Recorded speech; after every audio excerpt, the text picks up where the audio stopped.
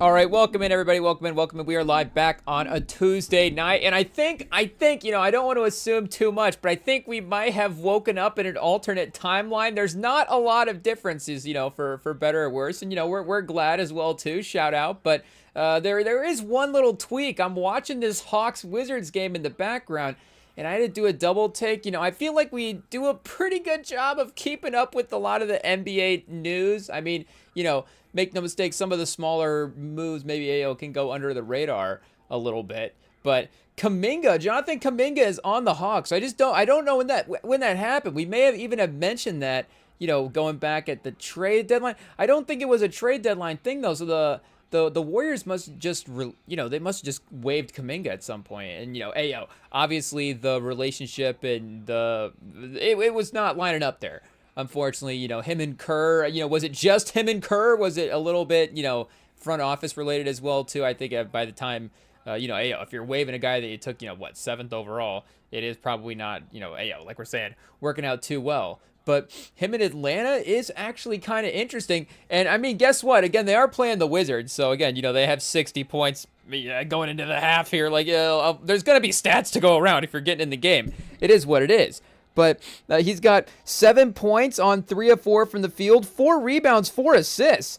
Oh, so he does have a turnover. He didn't have a turnover a second ago. So, I mean, regardless, a 4-to-1 ratio over the course of a game is a pretty good game. I guess we'll see if he goes on a run of turnovers to make, to match the assist number there or something. But, I mean, yeah, a 7-4-4 off the bench is not bad in general. But, AO, like a 12... 15, 4-4 is fine, but is he going to be like a sneaky, we haven't quite, obviously there's the 5, not the 5x5, but you could go like a 10, 5-5, but there needs to be like a name for that Draymond, Ben Simmons stat line. If you say Ben Simmons stat line, you throw that out there, it seems like it would be maybe not a positive thing, but it's like the triple double, but not a ton of points, because a lot of times, of course, the star player, getting the triple double, he'll have like, what are we breaking the, obviously, 25, 30 points a game, somewhere in that range, but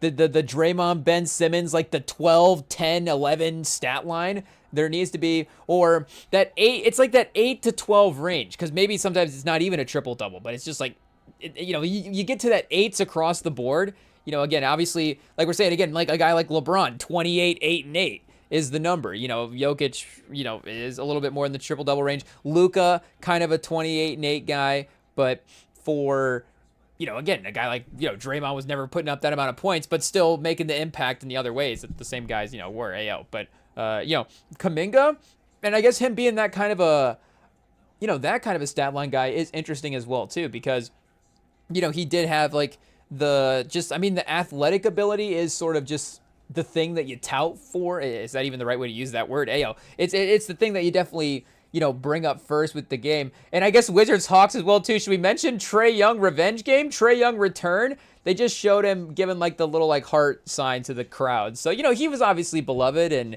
I guess, did they get, are they like, hey, yo, the trade, CJ McCollum, we really love CJ McCollum. So we're like happy the trade worked out. I'm not sure there. But, I guess the Tribune videos, all that. Will Trae Young get his jersey retired in Atlanta? Hey, yo, will that happen? I mean, shout out. They've obviously had their legacy players, but it is one of the franchises where, it seems like Dominique is I guess you go back into the days of Pettit, hey, yo, now we're St. Louis. Is that even the same franchise at that point? I think it is. I'm assuming the Hawks is all the same there. Milwaukee, 52-55, 56-68 for St. Louis, and then 69 to now for Atlanta. But it would seem like Dominique, so I guess Dominique and Pettit 1-2. Oh, and then going back to Tri-City Hawks. Hey, yo, shout out. It is what it is. Oh, I guess Pettit number 1 in win shares. Is it close? Dominique 107.4. Bob Pettit 130. Even. Shout out. And then you've got just on Basketball Reference here again in terms of ranking their career guys by win shares. Cliff Hagan 75. Lou Hudson 4. Al Horford, the 5th best player in Atlanta Hawks history. John Drew number 6. Tree Rollins number 7. Mookie Blaylock 8. Zelmo Zelmo Beatty, is that the guy that was is that the villain in Captain America? Is Civil War? I don't remember his name exactly, but we've also got Kevin Willis, 10, Doc Rivers, 11, and Josh Smith, 12th. He's the 12th best player in Atlanta Hawks history. So I guess, not all those guys are going to, do they have retired jerseys here for Atlanta? Hey, yo, is that a tab on the page? I think it is top 12 players honors. Is this All-Star Hall of Fame? Draft uniform numbers, other Hall of Fame. If you make the team Hall of Fame, does that get your jersey retired by the team automatically? Oh, this is just guys that played for the team that are in the Hall of Fame. Hey, yo, Vince Carter playing for the Hawks. Dwight Howard on the Hawks. Hey, yo, I guess they're stacked and pause and hey, yo, in that way. But do we get coaches, players? Do we get I guess we don't have a retired jersey. Is that in the Wikipedia maybe? Hey, yo, I guess we can just search here. Atlanta Hawks retired. Because I guess if we're just speaking of Atlanta Hawks playoff runs, hey, yo, let's see. I guess we can look at that real quick. How many times did they even make the conference championship? With, and again, with all due respect to a guy like Dominique, the Eastern Conference, probably a little bit more difficult back in the day. Like, I don't know the overlaps of all those years, but of course, just between Boston and Philly alone, hey, yo, just between Dr. J, Moses Malone, Larry Bird, like those three guys in the East. And I guess, do you get Isaiah overlap in there a little bit? Because you do have Detroit and Boston playing in the playoffs. So I guess Dominique, is, hey, yo, those years competitively, they're all, that's all the 80s there. It is what it is. But, yeah, Eastern Conference Finals in 21. I guess they did make it in 14-15. Hey, yo, the 60-win team. Shout out. Unfortunately, again, it wasn't close. But I guess they did get close in a way. Hey, yo. So, won the finals back in 57-58. Actually, the only time they ever won the finals. But, yeah, I guess the two times that they have made the Eastern Conference Finals have been... Oh, I guess they lost the finals. For some reason, it has lost the finals ranked below. Lost Eastern Conference Finals. So, lost the finals 65. So, in 59, 66. So, like, these 3 years, and then the year they won the finals, the 50 and 60, shout out. Obviously, they count. But it's been a while. Maybe the fans now, aren't necessarily, I guess, can you say pause? Can you say satisfied with those titles? I guess, again, you can respect them. But I think, obviously, I think it's time for the franchise to update. Get some new championships, some new Larry O'Briens in the trophy case. But I guess, again, the only other times they've been to the East Finals was that as well, too. So, wait, let me just go back to the years then and see what their 80s run was. So, and then I guess I don't know exactly here about AO. A lot of research. What year was Dominique drafted? 83 was his first year. So, yeah, basically, like we're saying, that 80s run. First round, semis, first round, semis. Hey, yo, again, in the playoffs, and I'm sure if we go through, there's legit reasons. And, again, obviously, some of those, it is what it is. If they had a couple that were upsets, it happens. It happens. Oh, first round Milwaukee 3-2, 83-84. But see, I guess Atlanta's like 40-40. They're a losing record team this year. So, I guess you have Milwaukee the better record. So that's not even really an upset. Tiny Archibald, he's obviously great. Sidney Moncrief, Marquise Johnson, Junior Bridgman. Ayo, Junior Bridgman, that's the guy that's like the richest guy in NBA history. The guy that I think he's the businessman. Shout out. I think he might, rest in peace. I think he might have passed on. But, yeah, he was obviously a legend, of course, for being able to build the empires that he was able to build there. I guess, from a corporate standpoint, I guess, I don't know. But, he was obviously making moves. So, yeah. I guess last year, almost a year ago. Again, rest in peace. So shout out to the legend there, because I mean, I guess a couple of years on each, pause on each end to kind of bring down the scoring total. But again, at the peak of his powers, 15, 17 points a game. So again, a real baller as well too. But shout out. He's schooled all these. I guess Jordan from a business standpoint is definitely getting there, for sure. I guess I don't know exactly. How you count, like, Junior Bridgman's income from his business. I mean, obviously they're still going. from now compared to like Jordan. Because I mean, Jordan Brand, you assume that's got some pretty good legs on it. That is Jordan Brand gonna outlast all of us? I don't know. Hey yo, I guess how long have the clothing brands been around at this point? It does seem like a lot of them were started. I guess when were some of them started? But it does seem like within the past 100 to 150. I guess obviously. I mean, you make it 100 years, you're basically making it past everybody in the chat at this point. But again for Atlanta, I guess if we go through it again, like we're saying, maybe some understandable playoff losses. But again, regardless, if we're just talking about the individual success of teams, maybe Trae Young does actually have to have his jersey retired. So maybe we actually have to see what is happening there. I don't know. And I guess, do you just have to start retiring jerseys? Okay, so yeah, Bill Russell, I guess everybody in the league has Bill Russell retired. Bob Pettit, I guess it's just off the AI as well too. So if the AI is not totally correct, then it is what it is. Officially retired. Oh, Real GM. Oh, perfect.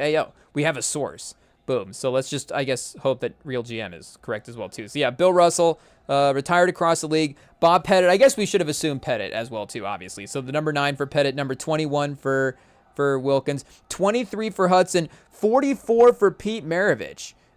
Shout out again. I guess 4 seasons with Atlanta. Maybe from the win shares, total wasn't necessarily able to climb up there. But NBA, that's right, Pete Maravich, NBA 75. I guess Pete Maravich will probably make the NBA 100, right? But I don't know. The NBA 100 is going to be stacked. Cade Cunningham's going to have an MVP. I don't know if he's going to have the case, but Dikembe as well too.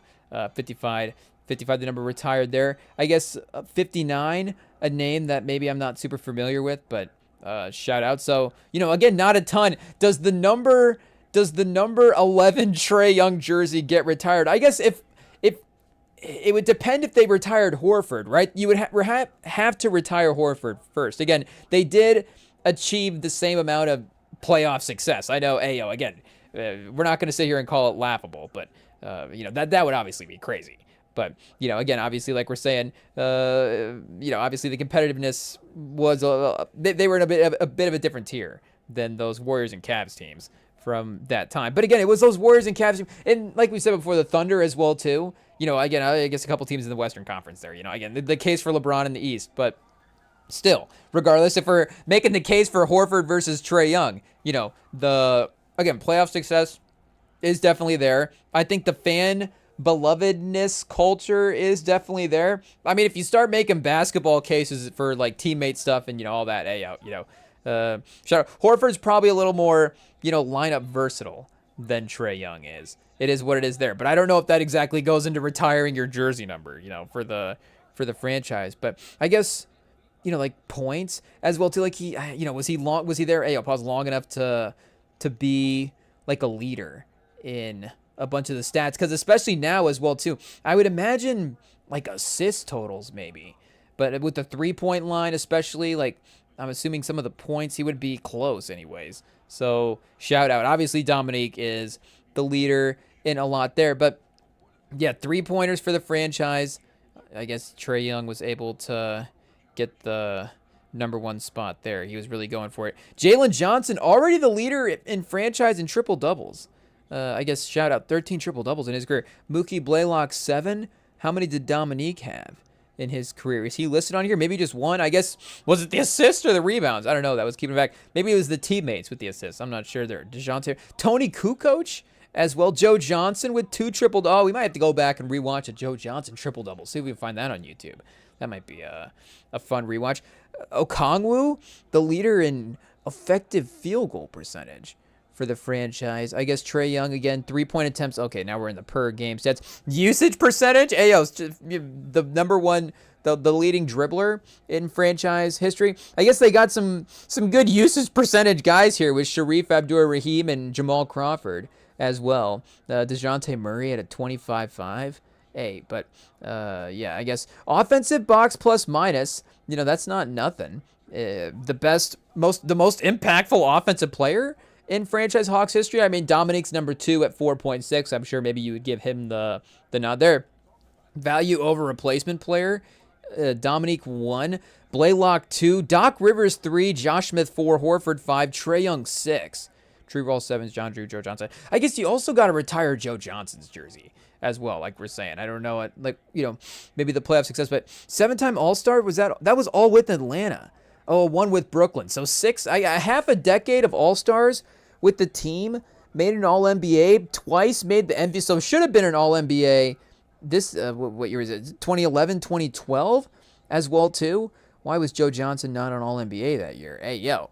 But, yeah, he definitely, the number 2 Atlanta has to get retired. Shout out. So Atlanta's got to get busy retiring. Hey, I'll pause some of these jerseys. I don't know. Maybe they're probably holding off for, obviously maybe some of the title stuff or who knows. But Joe Johnson, I would say Joe Johnson before Horford as well, too. I mean, that just, franchise timeline, like the guy played there first, I guess retired first, but still, I think, obviously you could still have the superior career. It's like, hey, we have to retire this guy's jersey number. If he did win a bunch of titles or something like that, then I don't know, previous Bulls guys, like did the Bulls retire Jordan's number before Artis Gilmore's number or something? Maybe they probably retired Artis Gilmore's number during Jordan's tenure at some point, but obviously, again, there's some guys where obviously that would make sense. But I think for Atlanta, I think it would be fair, Joe Johnson, because Dikembe is kind of that guy from, I think, the post, especially if you're trying to represent eras of your franchise as well too. I don't know if everybody necessarily does it that way. Hey, I'll pause. I guess San Antonio's had some championship eras here recently, so you got to maybe represent that.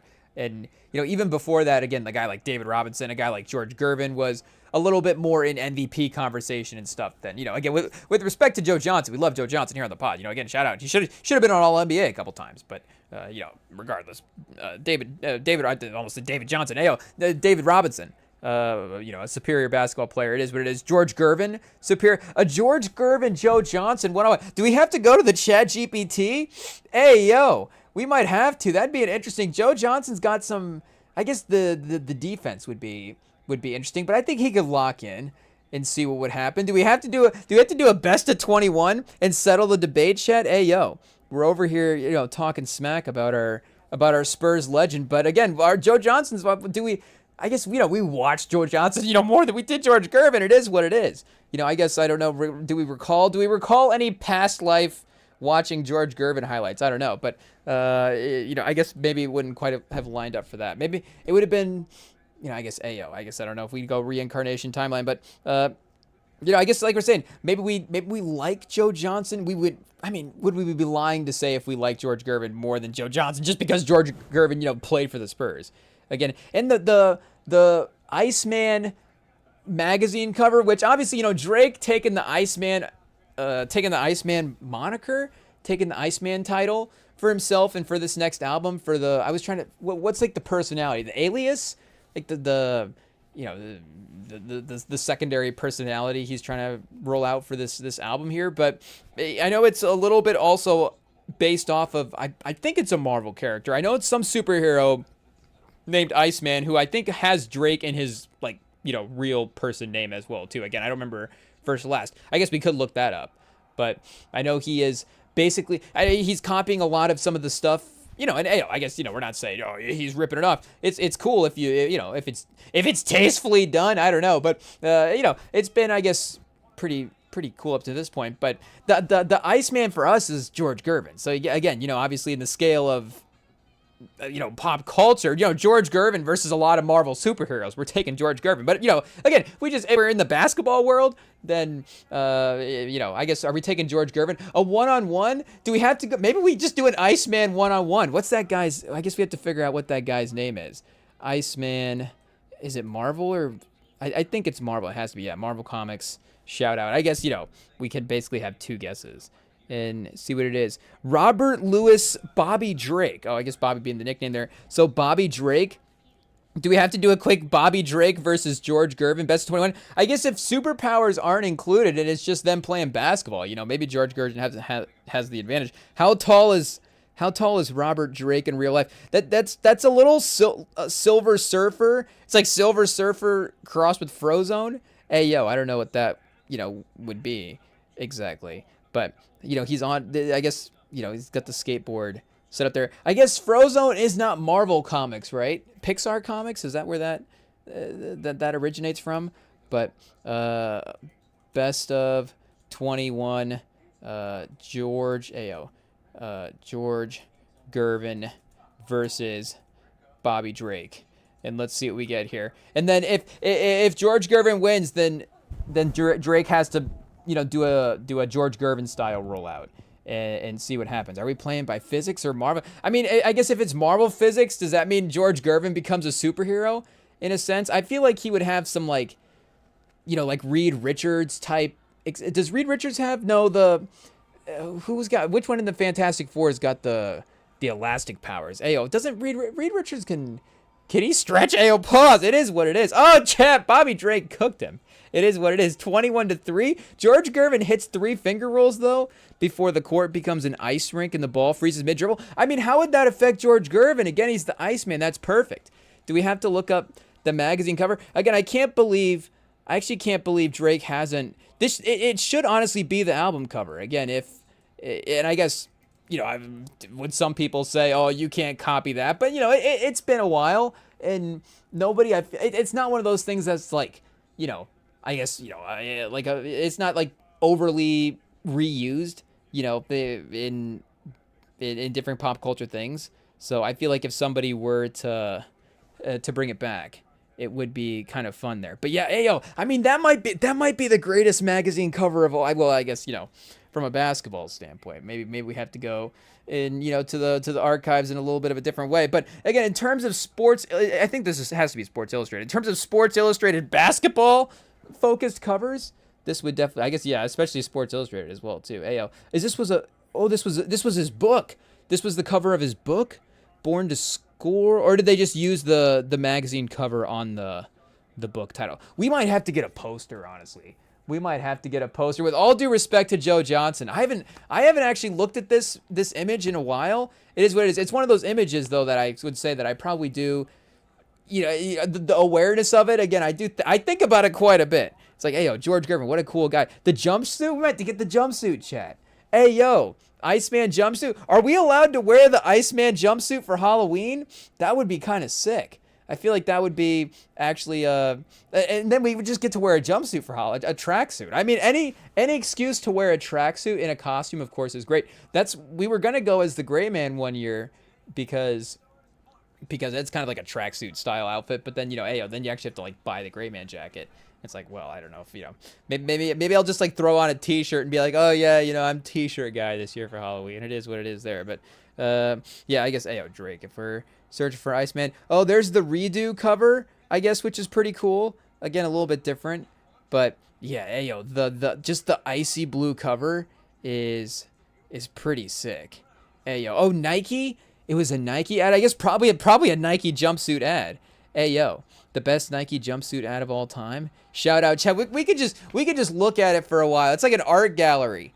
It is what it is. It's probably is it the greatest image, or I guess, because you do have to, I think, separate like action NBA on the court type of images versus, again, like stage images like this. Again, I think it's two different things. Obviously art in, two different ways. But this might be the greatest photo shoot. It might be the greatest photo shoot basketball image of all time. I have seen a couple of reels of like compilations of some of those, like, is it like 2010 GQ player shoots where it's like Durant and LeBron and some of these guys in like these crazy boy band style. I think it's like legitimately boy band style get-ups from that era. It's like, did they just raid the One Direction? Did they just dress Kevin Durant in the One Direction closet? Like, what happened there? But photo shoots, do we go 2010s? It may have been GQ. I don't remember. But Chet, exposed. Shout out, Recipes Kobe is looking stellar right there. Obviously the gray suit and the just obviously great look. But LeBron, was this pre or post decision? Like, whoa, this has to be Miami. White pants, Chet. That's Miami. Can we get how many times has LeBron wore white pants in LA? Can we get eyes on that? I'm not sure. But I mean, that's about all we need to see for proof of how. I don't know if it was just like multiple different photo shoots from the era. I guess, hey, yo, even Kobe's got a couple, but that's pretty sleek as well too. I don't know, the bomber and the little sweater situation there is not bad. Maybe the pose with the basketball, we're getting there. Okay, the jumping Heisman is starting to push it a little bit. Emmanuel Mudiay, hey yo, shout out Mudiay. I guess we really just have the one LeBron one. I mean, see, this is not even that bad. I guess the outfit itself is actually pretty cool. It is what it is. Just whoa, the nice what are we talking about here? We're just looking at the outfit, chat. The sweater and the vest is great. I guess Durant kind of dabbling into the Iceman look here with the blue. Now we're just doing reactions to to former NBA cover shoots. The Google search is being really, really nice with some of these results. Here we go. Here's a James Harden one that's getting a little crazy. Shout out. But again, the trench coat's pretty sick, honestly. And I guess we got more nylon clothing underneath, but it doesn't look like it's a bad outfit. Ayo, the Jordan image looking like it's just modern. Ayo, it is what it is. Ageless. I guess this Chris Paul is, here we go. This is starting to be a little iffy here as well too. I guess it's not that bad of a fit. It's maybe not that great of a fit if you're dribbling a basketball. It is a lot of layers, and it looks like it's ayo, not necessarily very flexible as well too. Maybe we have to zoom back out a little bit. Give Chris Paul a little bit of space here. But yeah, the rolled up jeans, definitely a vibe. The jacket with the button, like the open shirt, the collared shirt over the collared shirt with the tie. I don't even know if we're not describing it well, but it is, I guess it's fine. These aren't that bad. Whoever was compiling that, that's up. It is what it is. Shout out. It is just, we're trying to save LeBron over here and find other guys that were like, what's this pose? But I mean, it is what it is. Shout out. You're not going to win, I guess, every pose for every photo shoot. Obviously, LeBron's been, I mean, what was he on the cover of Sports Illustrated when he was back at St. Vincent St. Mary? And I mean, he was obviously nailing the photos at the cover back then as well too. Speaking of iconics, obviously, one of the most iconic basketball ones as well. That is probably in all reality, probably the most iconic Sports Illustrated. I'm trying to think, maybe, I know Iverson had some Slam magazine covers, but if you are just going like the history of Sports Illustrated, it is interesting because it's not like, there are more great Sports Illustrated years after 2003. Like, I don't even know what would be even the argument for the next cover after 2003. It probably would be some Decision cover or something like that. But again, in terms of the cover being a thing for the culture, like, obviously it was a big deal that LeBron was on the cover back then. I guess, I guess, like we're saying, was there a moment, when Zion was on the cover? Again, like, Zion became a star, obviously, without the cover of Sports Illustrated, but he became a star, like, on social media and through those types of highlights. So I'm sure that at some point he was on those covers. But again, it wasn't the after effect of like, oh, being on the cover is the actual, point of it is like actually making it in that sense, like it was. Or, I guess, again, that George Gervin, I guess we'll have to do research. Was that a cover or was that just like a general Nike poster at some point?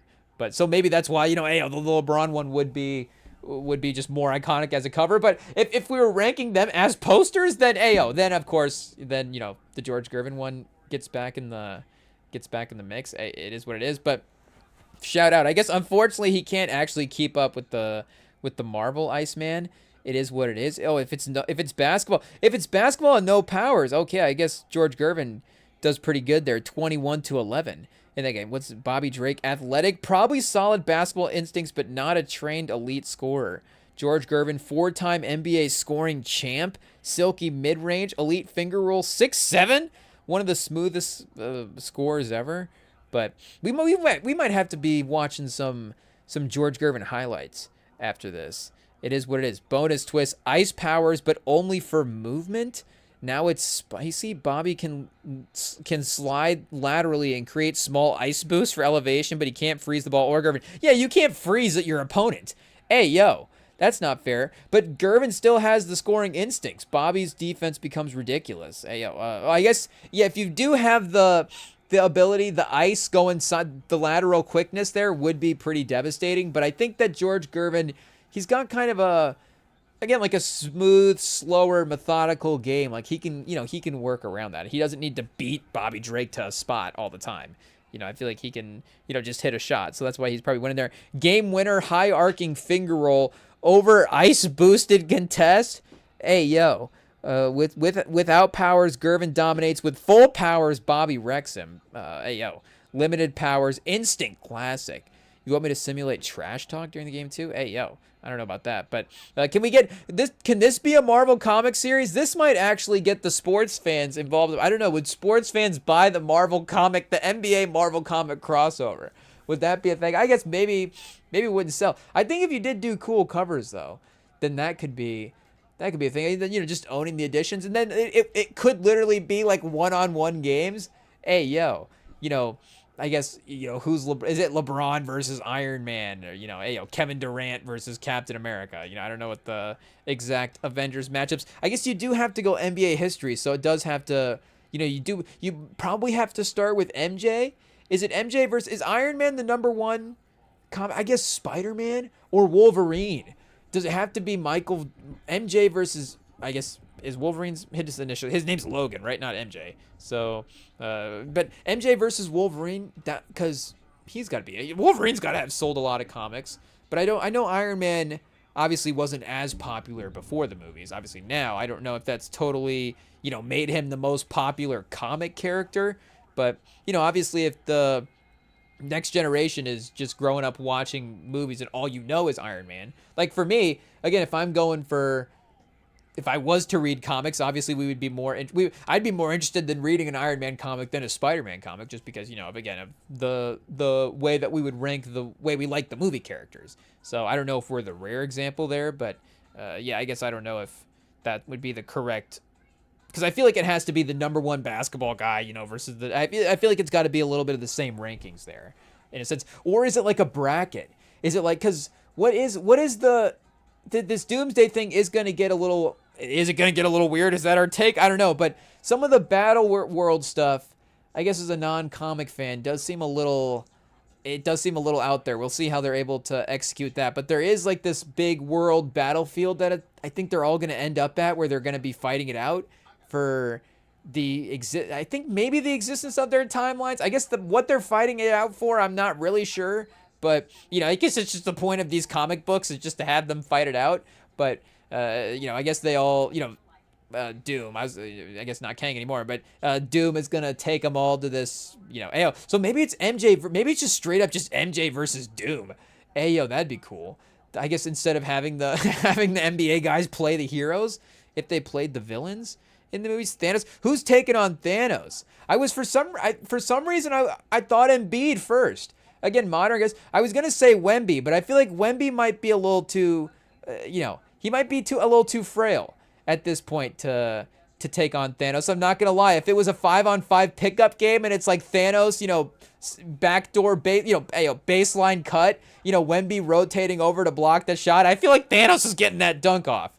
It is what it is. I feel like Thanos has got the power and the control to be able, and the Infinity Stones, he's probably gonna just, it's going to be a mean poster on Wemby, unfortunately. It is what it is. But I think a peak of his powers, Embiid, could be interesting. He could potentially, he could score over Thanos. I think he could score over Thanos. Again, defense is going to be tough. I think he would obviously have the strength. And peak Embiid, if you could find the right, point of the athletic skill sort of crossover in his career, then, I think he's going to be keeping up pretty well too. I mean, obviously, if you're just going then pure offense, Jokic just again, pure bucket maker over Thanos. Like just Jokic, these high arcing shots. It's like Thanos opens up a portal, but somehow Jokic just loops it through the portal and banks it in. And Thanos is like, how did Jokic see that angle? He's like, I don't know.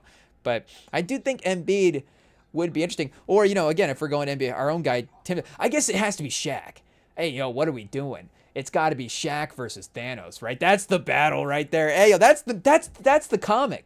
I think Shaq might sell more comics than Michael Jordan. Is that a hot take?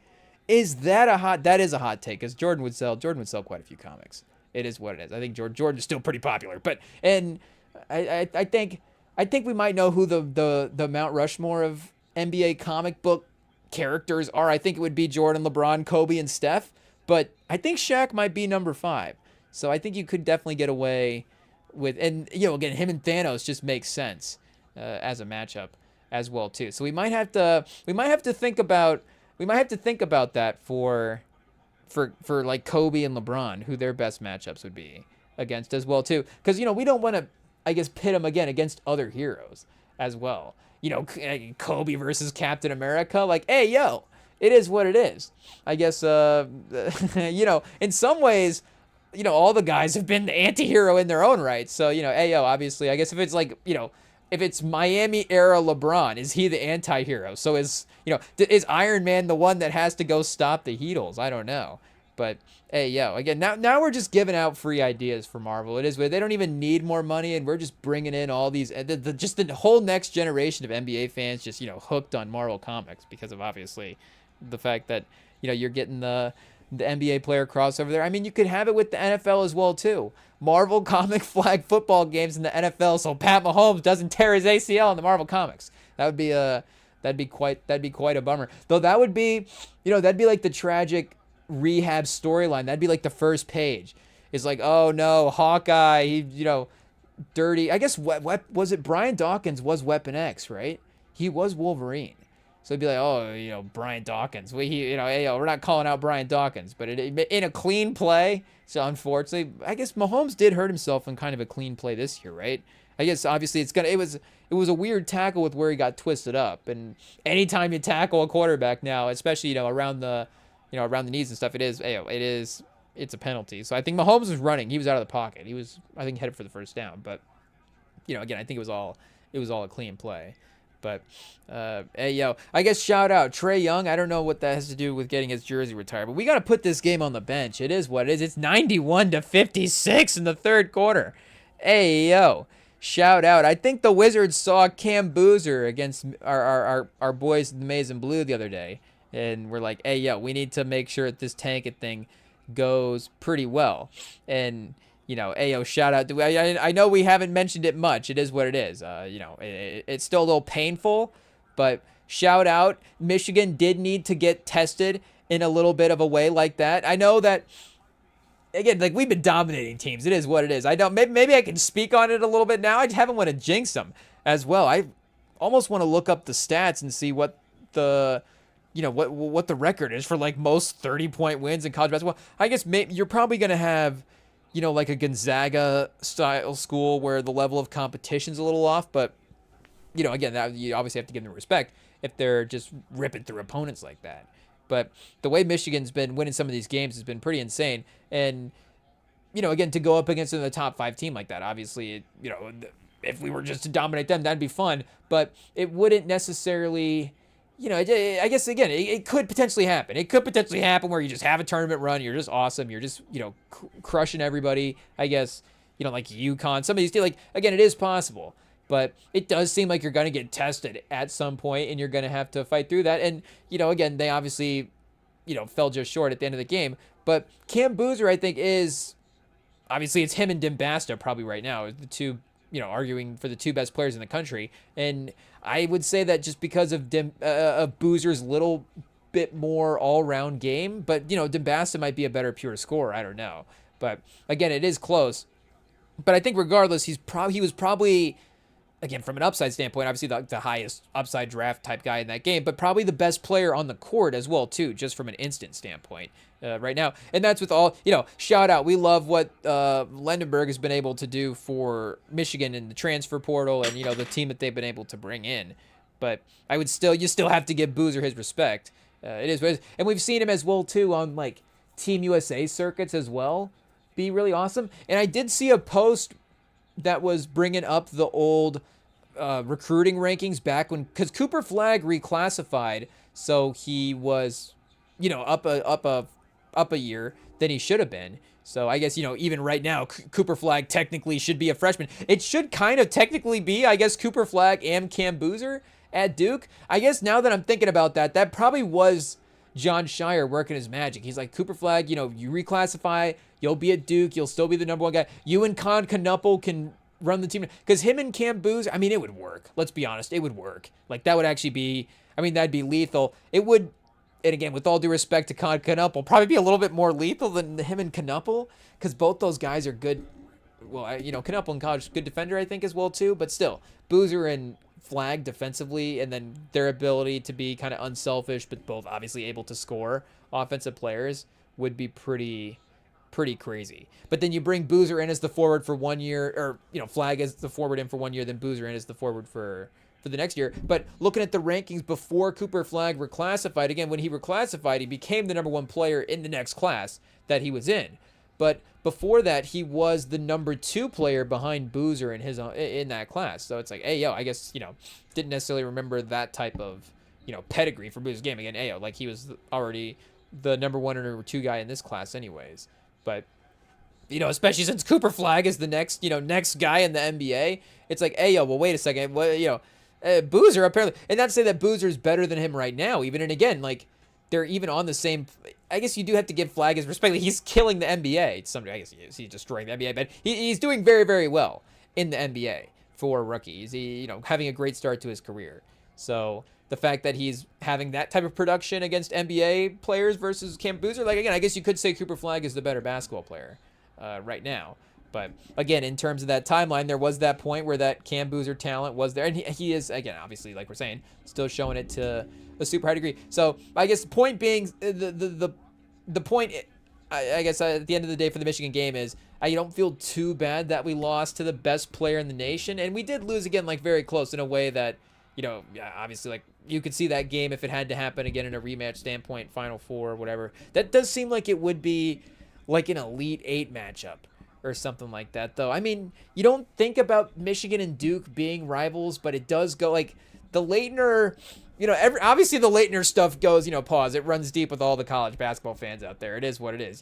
That's the I mean, it is what it is. Again, that's peak hatred for Duke teams. Shout out. I think, again, maybe some of the, I guess maybe Reddick, maybe the Reddick teams would be the other one that you could really say. I think, like, Kyle Singler as well, too. Like, that was a pretty Duke team, but I don't know if that team was necessarily, like, as, again, as hating or as hated or as polarizing as the Reddick team. But J.J. Reddick's team was not as polarizing, again, as the Leitner, Grant Hill, Bobby Hurley team as well, even though, J.J. Reddick was obviously, again, with a great college player, very polarizing there as well, too. And it is a compliment, I think, to, again, you throw it out there to say that J.J. Reddick is the second most hated Duke player, but I think that's, again, in some ways, a compliment to that, again, are we complimenting the Duke stereotype there? I guess, I don't know. We tread lightly. But, again, it's a compliment to the basketball talent, you should say, because it is obviously the fact that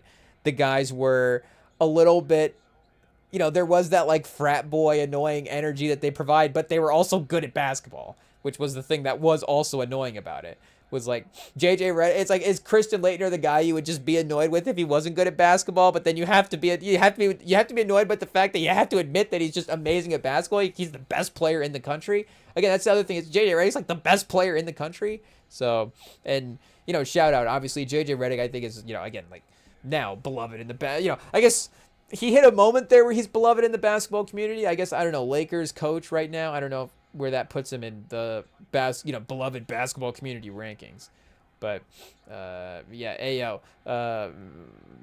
we're saying, I guess we're just going off about how much we hate that Duke team from back in the day. But again, I guess Michigan and Duke are a little bit of rivals there for that era specifically. But I think again, those teams match up. There's a little bit of energy, and it does seem like we end up playing as well too when we're both really, really good. Because again, that was number 1 and number 3 matching up. So I know, again, I guess Duke fans could say, well, hey, we're good every year. Like, it would just be up to you. But it's like, hey, it is what it is there. But still, it's like, we, again, like we're saying, we do end up in these matchups when these teams are, are pretty good. We could, I guess, look at the history of Michigan versus Duke. But I would say from a college basketball standpoint, again, I think that maybe again this could just be everybody, and again, Ohio State. There is no there. I hate saying the name. We're journalists, so I guess we just have to have that journalistic integrity. At the end of the day, it is what it is. But from there literally is no greater rivalry in sports than Michigan and Ohio State football. But I think you could. I don't think it would be crazy. And again, I don't want to speak for all Michigan fans, but I don't think it would be crazy for Michigan fans to say that they would hate Duke basketball more than Ohio State basketball. And Ohio State basketball has had some good teams. Like, make no mistake, they've, I guess, probably had some. How many times has Ohio State won the national championship in basketball? Hey, we don't want to motivate them to remind us about that. But regardless, the Michigan Ohio State basketball rivalry, again, is just not the same thing. And, again, with all due respect, like Ohio State, in terms of, I guess, obviously in our lifetime, the football rivalry, it hasn't been close there. It is what it is. You just have to admit it. But, you have to admit it the other way. I guess we could look at the basketball record. Maybe it is closer than the football record. But in terms of the competitiveness vibes of the school, like Michigan's just been a more competitive school than Ohio State basketball. I guess you go back to, because didn't Jerry Lucas, they've had legendary guys, and I was like those Aaron Kraft teams. I remember rooting against those teams. Aaron Kraft is another fun. Like, if Aaron Kraft would have been on Duke, Aaron Kraft might have been the third most hated Duke player of all time. I don't know. But again, just a heck of a basketball player, Chad. It is what it is. But what do you say about Aaron Kraft? High IQ. I would have made all the right plays. I don't know exactly what you say about him, but for Michigan basketball, again, I don't want to speak for everybody, but I don't think it's crazy. I don't think it's crazy to say that you hate Duke basketball more than that. And, I don't necessarily go back and rewatch the timeout game all the time. I do want to say that was against North Carolina against that. So, again, maybe it's just the saltiness of that era of that Fab Five team not able to get a championship. And, again, it's been passed down Michigan fan generations. Hey, I didn't even watch that team, and I'm still upset. It's like, how, still bummed out that team didn't win a title. I guess, not upset, but just bummed for them that they weren't able to get that banner, because that felt like it would have been. And, hey, obviously you say that in a different way now with with them being taken down. But, again, for them being able to get the national title would have been a real way to, mark that team in history as well. But for again, for those 2 years, I think that maybe the Duke North Carolina rivalry could be a little bit more for Michigan. I don't know who might be our number one basketball rival. I guess you could start looking into the Big Ten as well too. Again, like history of schools like Indiana. I don't know, Purdue recently. Michigan versus Purdue. But I guess. Are you again, now what are we saying here? But Indiana is a good basketball school, so you are scared that Indiana is going to build good programs. And Purdue has done, again, a really great job this 21st century. They've done a really great job under Matt Painter of recruiting well and having, a 7-footer that's going to be terrifying in the lineup and great guards as well too. And again, they've been really, really good teams, but I don't know if I'm scared of Purdue as again, with all due respect, as an institution. Again, they're capable of putting together great, and I'll give them respect. They're capable of putting together better teams than Michigan on a given year. But again, I'm not necessarily thinking of them as being more capable to get better recruits consistently year to year. And that obviously goes down to just at some point the funding of the schools as well too. Michigan just being one of the top dollar schools there, but the coaching hire ability as well too. The Dusty May hire. I mean, we were definitely talking about that when it happened, but this is obviously even way better than we thought, way sooner than we thought as well, too. This is, I'm not mistaken, this is year 2 for Dusty May, and they're already arguably the best team in the country. I still kind of think that we should be number 1 after that game as well, too. Again, we battled with that team, and I think it should be Cam Boozer's the best player in the country, but Michigan's the best team in the country. And again, I think Duke's got, obviously that, obviously all the recruiting talent there as well, too. But I think we're saying we still hate Duke basketball. It is what it is. So shout out. We do like Cam Boozer though for the draft. It is, I guess, and that's the way to frame it. We do like him for the draft, and I think we are good at that separation as well. Because, I mean, again, Duke's obviously been able to recruit a lot of guys. There's going to be, odds are there's going to be a guy on the team that you're probably going to be like, he might be good in the NBA. I might kind of think that, again, I might be interested in him as an NBA draft prospect, seeing where his career goes. But, I might not necessarily be like rooting for his success in college basketball over, again, the team. Or, we've had our mistress teams in the past. It is what it is. A guy like those UCLA teams, and like we've said before, they always end up playing Michigan in the tournament, and they end up winning against Michigan. So then we have to hate them. But like that Johnny Juzang UCLA team, which is a perfect example of that, is a team that we really loved. But again, it's obviously not our team. Or going back with Dylan Brooks, the Dylan Brooks Oregon team, we really loved that team as well too. Tyler Dorsey was the name that I was thinking of. Chris Boucher was also on that team, and there was a fourth.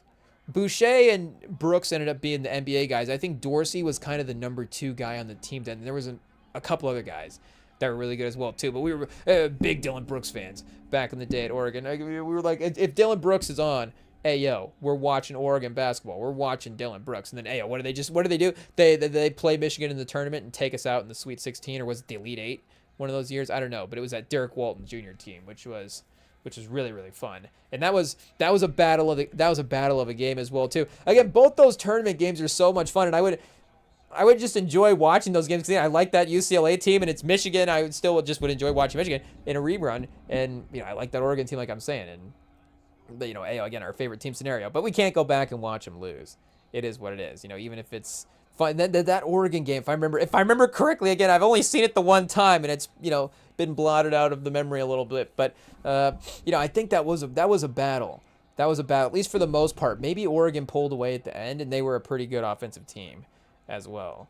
But again, like I remember we, now it's like, what are all the good players that you really? I guess we did like Bagley. Bagley just dropping in a little hook shot here as Dallas versus Brooklyn, 104-96. Anybody within 10 points of Brooklyn? Is that a bad sign? It is what it is. But Bagley's taking over the game. He makes a stop on defense, a little rebound, gets it in transition. Let's see if they get back to Bagley. Post him up. Oh, he's rolling. He's free to the basket. They didn't see him, Chad. It is what it is. Bagley, stay active. Oh, he's just kind of, I guess, 8 minutes in the fourth quarter. Again, up by 8. Maybe you're feeling good about the lead at this point. I don't know. You're seeing Danny Wolf. You're like 8-point lead. We're fine. But I don't know. You can fight around Nick Claxton there. You could have got repositioned, pause, and maybe gotten the post feed there. But like Tatum at Duke. We really like Tatum, but we weren't necessarily like we hope that Duke wins the national title because we like Tatum. I would say that actually, speaking of Tyus Jones, the most that we have like Tyus Jones I guess it is probably just Tyus Jones.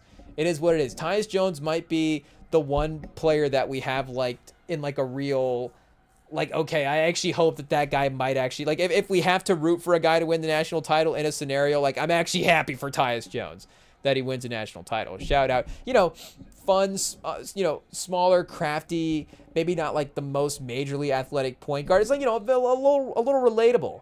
Tyus Jones. And then he had that fun, such a fun championship game as well too. Hit a couple of big shots late in the fourth quarter, couple of big momentum swinging threes. So that worked out as well. And, maybe we're the bad Big Ten fan there as well too, but they were playing Wisconsin, and we actually didn't want another Big Ten team to win the national title. It's like, if it can't be Michigan, it can't be anybody.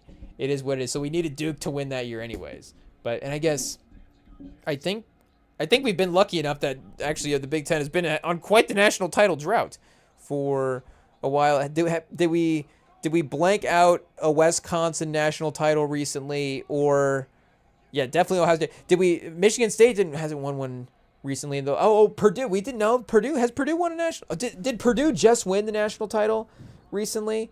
I guess that's the one. Maybe we don't look this back up and recall. So did they break the? No, because did they lose? They were in the national title game, but I think they lost that game pretty decisively. But Zach Edey, I mean, again, I think that was the team. You got to give him credit for the run. So maybe this is the year. I don't know. We're inspiring the Purdue fans. We know Matt Painter listens, so he's gonna be like, why are these guys doubting my team? But lost the national final 23-24.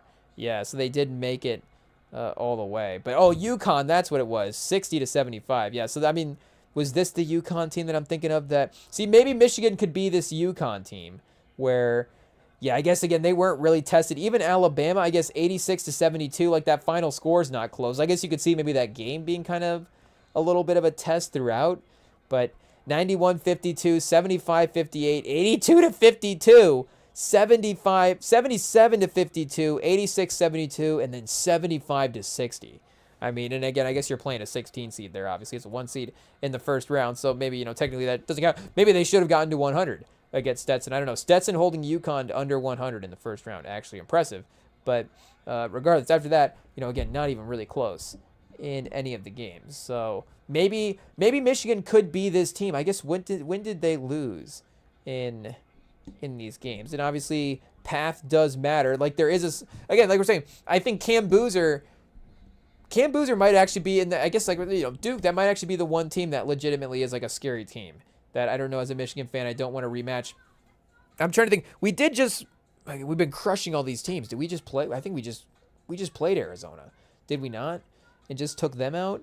We just took out another top 10 team. So, we've been pretty, again, pretty consistent all the way there. But they lost, UConn that year, lost to number 5 Kansas at Kansas. So on the road, I guess the one thing again about the Michigan game was it was a neutral site game. So it wasn't like we were going into Duke and had the excuse there. But again, they were, weren't at Michigan. But regardless, it was basically a neutral game as well too. But they also lost to Seton Hall at Seton Hall. So just not a great game in that game. 60-75 is a little bit of an outlier. So yeah, they lost to Kansas by 4. And then number 15 Creighton at Creighton, 66-85 there. So again, I guess Michigan did have their one loss was to, their other loss was to Nebraska this year, if I'm not mistaken. That's a bummer. So if we hadn't lost to this Duke team, we really would have hated this Nebraska team for disrupting. But maybe we need the loss. We can't go into the tournament undefeated. Hey, yeah, I guess we don't want to doubt this team, but I don't know if we could handle that type of pressure just from our own fan mindset. Or Wisconsin. Hey, that's what it was. Wisconsin. 88-91. So again, still a close game. But we just got, was it? Oh, Purdue was the team that we just got. I guess Arizona played the other night as well too. That was the other top 5 matchup. Or was it top 10? Regardless, top matchup. That was happening the other night. But yeah, we just kind of handled Purdue, number 7, and then Michigan State, ranked 7 at the time as well too. Again, 12-point win, but that's still that just still doesn't seem like a lot for Michigan. You're still pretty decisive there against another top 10 team at that point. And then USC, not really close. Auburn, Gonzaga as well too. The Gonzaga game early in the year was of course one where it's like, hey, yo, in both these games, I guess getting 100 points back to back, 3 games in a row even, Rutgers there as well too. I mean, what are we doing? Hey, yo, 6 out of 7 games, this team got 100 points in over that stretch, which is pretty dominant. So at Illinois, and that's at Purdue as well too. So at Illinois on the 27th, Friday, I guess we'll have to see. Is this going to be an ESPN game potentially? Hey, yo, that could be a potential trap game, especially, having just played a couple of top 10 games as well too, as closely as they have. But let me just take a quick look here and see. Oh no, NCAA football. Shout out. We just missed it, chat. It is what it is. Friday's schedule. Oh, Fox. I guess if we have to get the broadcaster right. It is what it is. Okay, we'll try to be locked in for that one, I guess, and then Michigan State to wrap up the year there.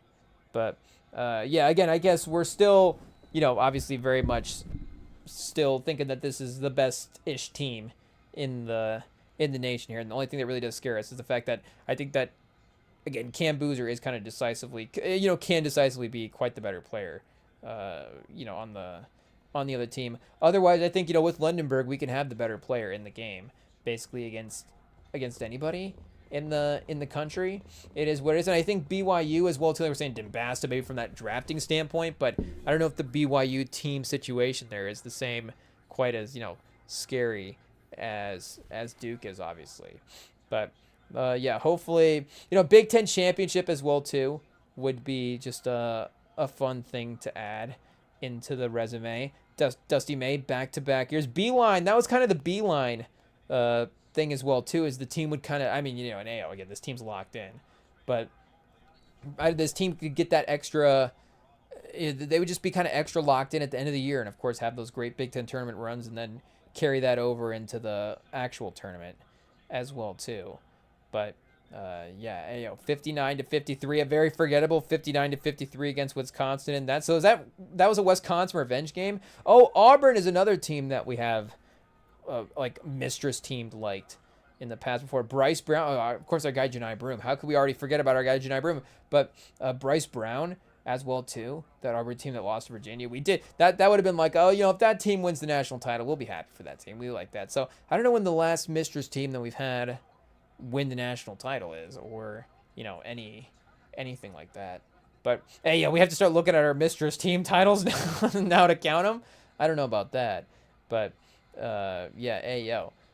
You know, looking good for Michigan. But speaking of titles as well too. Hey yo, I guess we've been sitting on a Spurs take, and we did the player ranking a couple of live streams ago. We reacted to that NBA player ranking a couple of live streams ago, top 100 player ranking, and it maybe influenced me to not make the take. But then as I thought about it, it's like, hey yo, I can't be influenced by their player ranking if I have a strong opinion that, you know, it was wrong in a couple different areas, and if it's wrong in these areas, then it would, you know, obviously affect, you know, like our take in a certain way. So, hey, yo, we've got a Spurs a Spurs title take up next. What could it possibly be, chat? Hey, yo, stay tuned. The anticipation is crazy. I know. What could he possibly mean? Spurs title take? You'll just have to find out up next.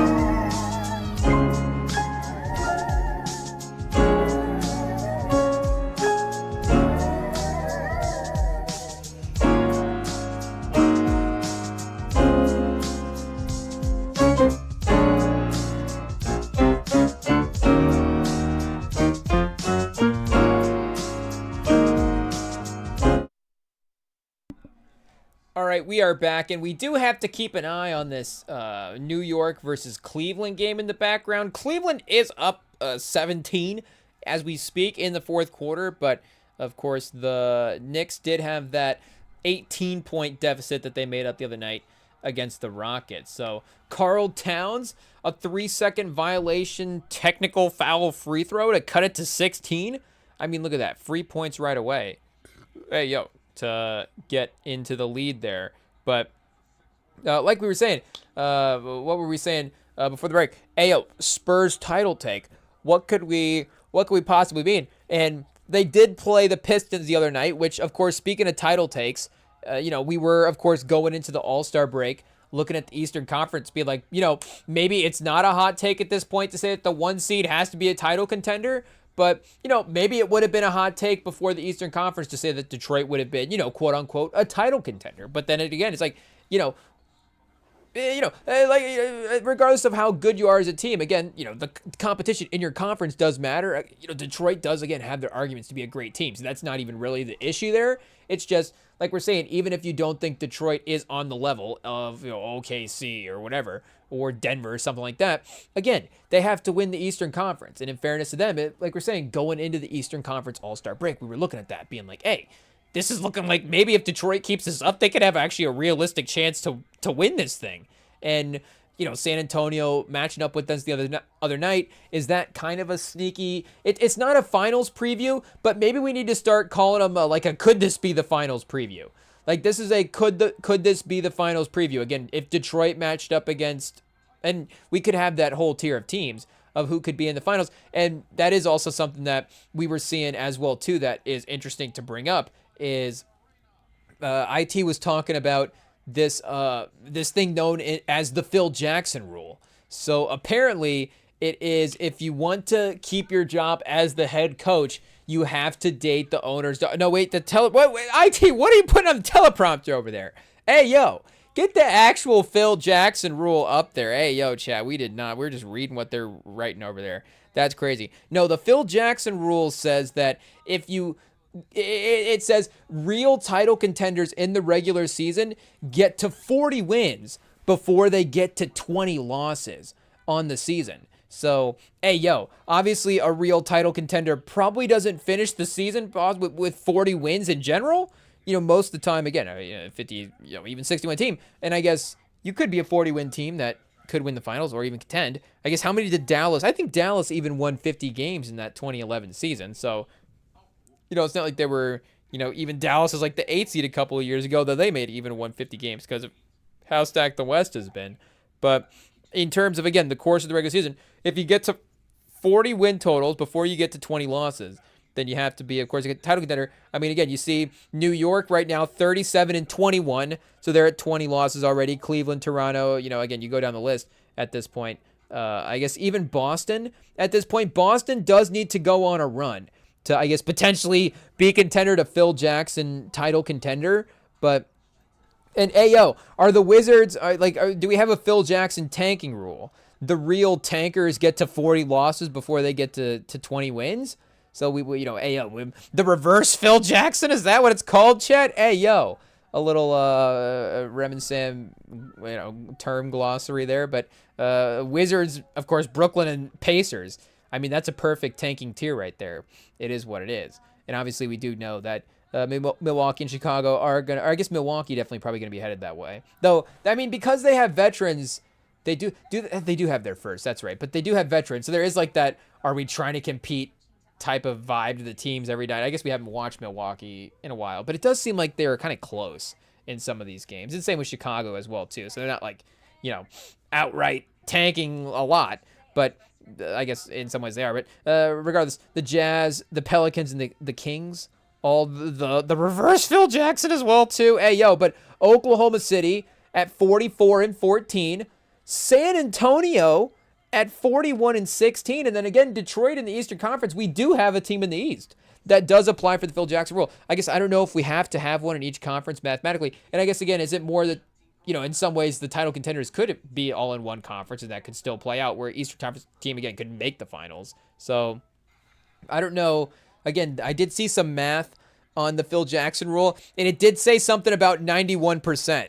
So I don't remember if it was 91% made the finals or won the finals. But regardless, a very high percentage that these are the 3 title teams. And again, this tier could extend as well, too, to in a playoff series. Is New York going to compete with Boston? Sure. Is Boston going to compete with Boston? Sure. Is Denver even going to compete with OKC and San Antonio? And Denver would be the one to look at as well, too, because Jokic has missed some time as well. Ayo, I don't know why I just went over to the football tab there. It is what it is. But, if we can do like a win percentage comparison, then maybe, with Jokic on the court, they could potentially be, I guess 40 wins with 20 losses with Jokic. We'll see if that is, the I key is getting stuck there. If that is something that is a possibility. Cookie Monster for Jokic's nickname. Cookie Monster is interesting. But I thought that was Dikembe, Chad. Obviously rest in peace. But for Jokic, again, we have to look at only 42 games played this year. So would have to be undefeated basically to get to 40 wins with him playing. And I guess it's not kind of impossible if they were. Would it be impossible if they were 40-2 with Jokic on the court? It probably is a little impossible. That would mean they'd be 80-4 with him out there in the regular season. But they are 26-16. So they are kind of getting close to 20 losses with Jokic anyways on the court. So again, that is interesting for Denver as a title contender. You do have to consider them because Jokic is still, arguably the, obviously we have our guy we have to defend, but Jokic is arguably still the best player in the world. So just in a series, we know that he's capable of single-handedly kind of destroying this. And I guess, again, they are 4 losses away to 14 wins. So again, REMINGTOM could do bad there. But could they be 4-14 with Jokic in a stretch? I don't know exactly night to night what Jokic's health schedule is right now.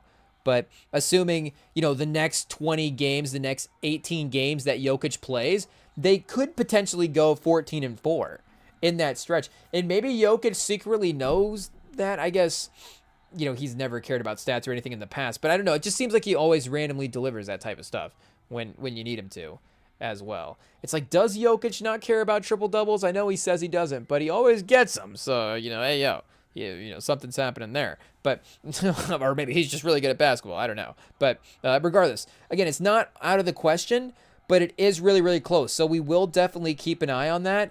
And I don't think, I guess Brunson is getting close,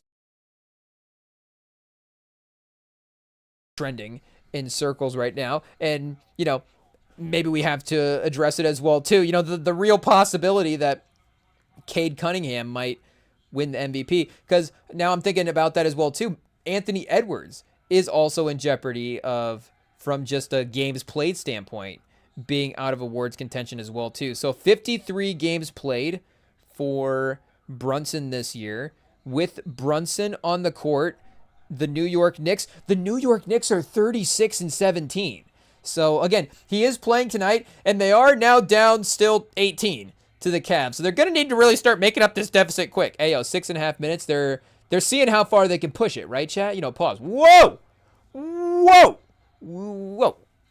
Our apologies to YouTube and the YouTube community and to any kids that were in any cars that were playing. And our apologies to the cars as well, too, if they were involved. But, I guess we'll just have to be better and move on. But regardless, the New York Knicks are down 18 as we go into timeout there. So we're trying to say we're seeing how far they can wait to make the deficit back up in these games. At what point did they start making it back in the Rockets game, I guess, is the question. But I guess they will be 36-18 with Brunson. But they could definitely be 40-20 with Brunson on the court. So I think I do have to, for my own mental, contender list, or just thinking about, who can, again, these matchups with the Spurs and stuff like that. Like, I would, have to give respect to New York, like we're saying. Again, not just, I guess they have to be in the mix from a basketball standpoint. But I think you would have to, extend, like we're saying, pause again, but you would have to extend the Phil Jackson rule to the best players on the team. So I know OKC and San Antonio and the Pistons are getting the benefit of the doubt anyways. And, again, it's a credit to their teams that they are able to achieve that 40-20 rule, and a little bit of the health of the teams as well, too. I mean, especially Cade. But even Wemby has missed time. Like, Wemby's also in jeopardy of being just missing out on awards territory as well, too. And it's not like there's different game totals for different awards. So maybe they do need to consider that, potentially. Maybe you do need to have different game totals for all NBA and different game totals for MVP. But, again, if you're missing one, you're missing all of them. So if Wemby's going to be out of the MVP discussion, that means he's not going to be on all NBA. Same with Jokic as well, too. Jokic could be out. LeBron's not going to be on all NBA this year. That would obviously be that. Maybe the injuries just makes it easier that way as well.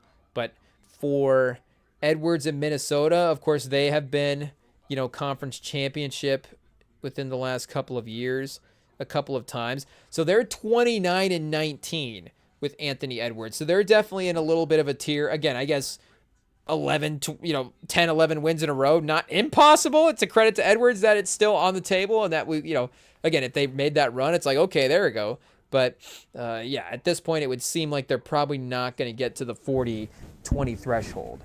So, again, Boston is the sleeper there. And Boston, I guess like we're saying, if we have to the 40-20 rule to the best players, I guess Boston is technically 0-0 with their best player because Tatum hasn't played, and there is a possibility that Tatum will be back for the playoffs. I mean, the playoffs are, getting closer. It is almost March, so we do have playoffs in April. I would assume if Tatum is going to be playing in April, let's see, do we have game logs for the end of the year? Let's just get a schedule here. I know this is going to be Minnesota's schedule, or AO. Maybe we just maybe we can only get Anthony Edwards game logs here. But if we can see like when the last day of the season is, usually like that second week of April, like April 10th, something like that, April 14th. I don't know. That seems like it could be, but we could be into the playoffs there as well too. Oh, here we go. Schedule and results. Like Minnesota, for example. I'm assuming their schedule is in correlation with the rest of the league. But if they, for some reason, have to play games way later, and we just happen to look at that, then, I guess that's just bad luck. It is what it is there. But, I would assume that we're not too far off with getting the dates there. Basketball Reference, of course, is not going to clutch it. It is what it is. Oh, there we go. April 12th. Okay, their last game 82 of the season against the Pelicans is April 12th. So Tatum should definitely be 2 weeks out. Is he going to just, does Tatum have to play 5-on-5? Is Tatum playing 5-on-5s, him being worked into the games? I know, I think I maybe did see something about him getting assigned to some G League minutes. So maybe, or, to him to work with the G League team, maybe to start the rehab there, getting actually on the court stuff. But maybe that was earlier in the season. Maybe that was Steph that I'm getting confused of. I don't know. You get the star player. Ooh, they're getting assigned to the G League. It's like, okay, they're just going to go practice. They're going to go run in a couple of practices because they need to, again, kind of warm up for getting the rehab back on track. But I would assume that Tatum would have to start playing some 5-on-5s 2 weeks out. And again, maybe not publicly. Obviously, Missoula and the Celtics like to keep everything under wraps. Pause. It is what it is. Missoula keeps everything under wraps. Obviously, he's a good Christian man, but he will also, not expose a lot of the Tatum news as well too. So, Celtics Suns on in the background. We can throw that one on right now. Second quarter. This should be interesting. 3-point game. Celtics in the West Coast time slot. You never see the Celtics in the late game. I guess a little bit of a trip there. It is what it is. But Tatum, speaking of traveling with the team, good teammate, locked in, chat, ready to go, just ready to. If they need him tonight, he could probably play, judging on the rehab. But if he does play, obviously that is a real thing. And again, they are on the brink there of potentially So do they get? Is there like a 38-20 rule for the Celtics again if they don't have their best player? I guess we just we want to be unbiased. We want to be unbiased when looking at the title run. But again, at this point in the season, when you have legitimate deciding, I guess again it's going to include the Spurs, so we'll say legitimate deciding factors there. But if you're going to have legitimate deciding factors like that actually then go in your favor, I think there's only one thing to conclude, and that is this just has to be a year where we're looking at it now going, maybe again, is the Spurs have to win the title? Is that a little bit too strong? Because again, like OKC is still there at full power, and all of the stats also, like we're saying, do say that OKC is again Phil Jackson rule. Again, I know that they did kind of comfortably win that game, even though Detroit made things tough for Wemby. It's not like they were necessarily like right there at the end of the game. Again, they were within reach within the fourth quarter, but still, the Spurs kind of comfortably taking that one to some degree. But yeah, again, obviously with the fact that the Thunder do have the finals experience already, I mean, that is going to matter. And I don't know if we can see here, when exactly they would have hit the 40-20 mark last year. I mean, wait, did they even have 20 losses last year? No, they didn't even have 20 losses. They were 68-14. So I mean, easy enough there. Hey, shout out to last year's Thunder team. But again, they have had the injuries, and I know that at this point they haven't had like a Golden State dynasty run, but they still did have a little bit of a playoff run last. That there is still that extra game toll of going through the playoffs. So maybe they're experiencing, again, a little bit of physical fatigue. I'm not, are they wearing out? But again, there is a little bit of an injury thing that has started to pile up this year. All the guys did get paid. That does matter. Will that matter when when it happens for the Spurs? You know what? It will. And I think, again, that is part of the conversation of you have to look at how does the league align with your team. Hey, are we geniuses? That we thought of that? Maybe. But I think it is, again, underrated the outside factors for your team that have to happen as well, too. And like this goes for, any sport, obviously. The NFL even, too. Like we were talking with our neighbor who is a Broncos fan, and, we were, of course, talking with Sam about this season and how it should have played out. And, the Broncos, we think that they were, with their starting quarterback, with Bo Nix, could have been, as a roster, equally as talented as Seattle. But the thing that, of course, did work in Denver's favor this year is how the AFC played out.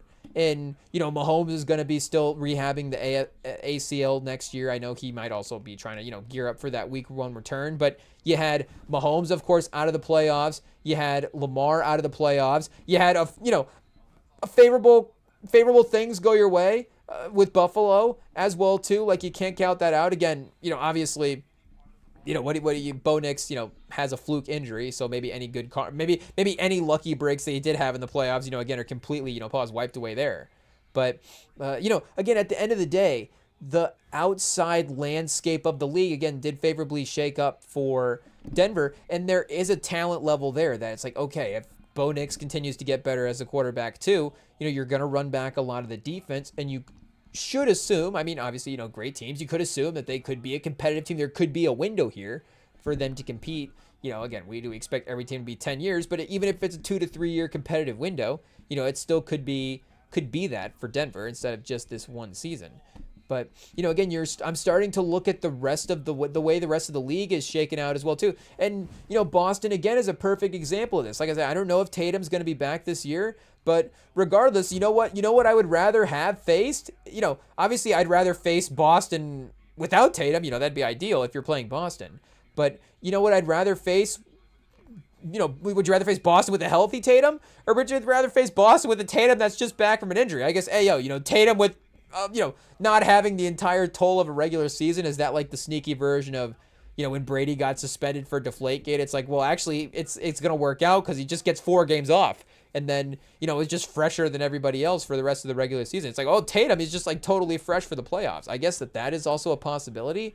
But again, I'll just take my chances and just bet on ACL or what was Achilles Tatum versus, get a healthier version of Tatum. But it's like, okay, the defending champs from 2 years ago and another top title team are missing a player. And now, like, the OKC injury things, like, I don't think those things can be taken lightly. Again, is that going to derail their playoff run? I don't necessarily think so, but there is clearly like a little bit of a weakness there this year. Again, they're a little banged up. They're clearly, again, a little bit, not quite as like, I would say like the elite 3-point shooting team from that angle. But, again, and, last year, like we're saying, obviously, they didn't even lose 15 games last year. They were on fire in the regular season, and defensively, they were able to get to these crazy levels. And again, they could just ramp it back up in the playoffs and be right back there. But it does seem like there is a little bit of a vulnerability to OKC in the playoffs. And again, like Denver, for as good as they've been as well, too, like it seems like San Antonio might be able to beat Denver in a playoff series. So, again, I can't necessarily say that the Spurs should win the title this year, but this is now officially a year where the Spurs, I guess they can win the title. And I guess, that's another way of saying the Spurs are title contenders. And like I'm saying, I don't know if this now just means that the Spurs with Wemby, I guess, again, because of Wemby, there's, I guess, just that lingering title window in a sense. Like we're saying with Denver, I know that they may be just outside the stats of like the Phil Jackson rule, but because you have Jokic, you're not writing them off at this point for the playoffs. Obviously, going back, like LeBron would have been that guy in the 2010s there for a while. I mean, like Giannis, if he was playing for Milwaukee, it's like, okay, I get that Milwaukee might not be great, but then, you have to isolate Milwaukee and then play them just 7 times in a row. You have to play Giannis maybe 7 times in a row. Like, that's not going to be a fun series. So, you may win it, but you can't underestimate Giannis. Maybe the Bucks were a little bit, maybe with Giannis, they're a little bit more of a disadvantage than Denver with Jokic compared to the rest of the league. But regardless, this is now officially like, yeah, this is a season that the Spurs should be in title contention. And again, is this the best that Wemby's gonna be? No. Is this the best that Steph Castle's gonna be? No. Is this the best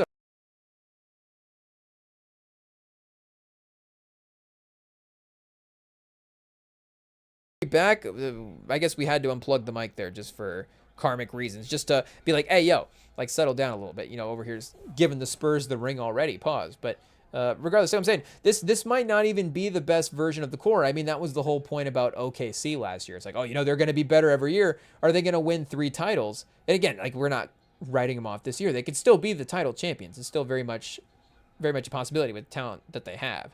But regardless, again, with the landscape of the league this year, I mean, it can't be denied that San Antonio, again, is a title contender, and that has to be the approach of the season for the team. You have to be like, yes, the title can be a thing that we can actually achieve this year. And like I was saying, the part that was maybe making me a little hesitant with going through those player rankings was, again, they were like, how did they rank Castle compared to some guys? And we didn't, I guess Houston is the one team we haven't looked up yet either as well too. Here, let me go look up the Rockets. Because going through that player ranking, again, you do, of course, have to give the Rockets as well respect to the talent that they have with Durant and Sengun and Thompson, if he can continue to level up as a player. But, again, as I get 35 and 21, to some degree, pretty close there. How many games has Durant played this year versus Sengun? Again, good balance. Obviously, pause a deeper roster. But a player, they obviously don't have a player as good as Wemby. With all due respect to Kevin Durant, who is still very much an elite player, again, it's just a two-way thing. It is what it is. Like, Wemby's just better on defense right now than Durant is. And you could say Durant's better on Wemby on offense, but it's not the overall impact.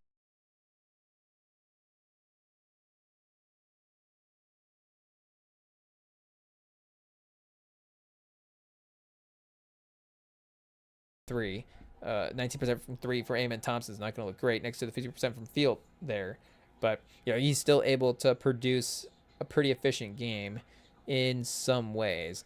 And just kind of the overall 3-point shooting as well, too. Again, Eason and Reed Shepherd can be a 40% 3-point shooter, but that's why they really need him. And I guess you do have Durant. Jabari's been 37. I guess, 37% of the team. They're fine. It's just Thompson and Sengun that are a little bit lower. But, again, they obviously have the skill sets there to balance that out. But, yeah, I guess if we were just to look at Durant for their record with Durant, I guess, 53 games played. So, a little bit, pause behind for the season. I don't know if he's in total jeopardy right now for missing games compared to some of the other guys, but I imagine so. Like, he wasn't too far behind Jokic for games played. at this point. But 62 last year for Durant, so he didn't necessarily he got the All-Star nod, but didn't get the All-NBA nod because, again, he wouldn't necessarily have qualified. But I thought that there was like a within reason as well too clause for the All-NBA. It's like, okay, like, if you're clearly right there, but you play 63 games, like, yeah, then maybe you should just, maybe the 2 games shouldn't just totally disqualify you from the MVP if it is clear. So again, we'll see what the rules are, there. But with Durant on the court, they are, I guess, 32-21. Ayo, so they're 3-0 without Durant. It is what it is there. I guess, yeah, he has played for most of the game. Shout out 53. Ayo, how many games are we into the season? I guess for the Rockets, 56, 57 at this point. But, yeah, so they're not quite at the Phil Jackson mark that we were talking about. But, again, from a roster standpoint, you do have to respect them.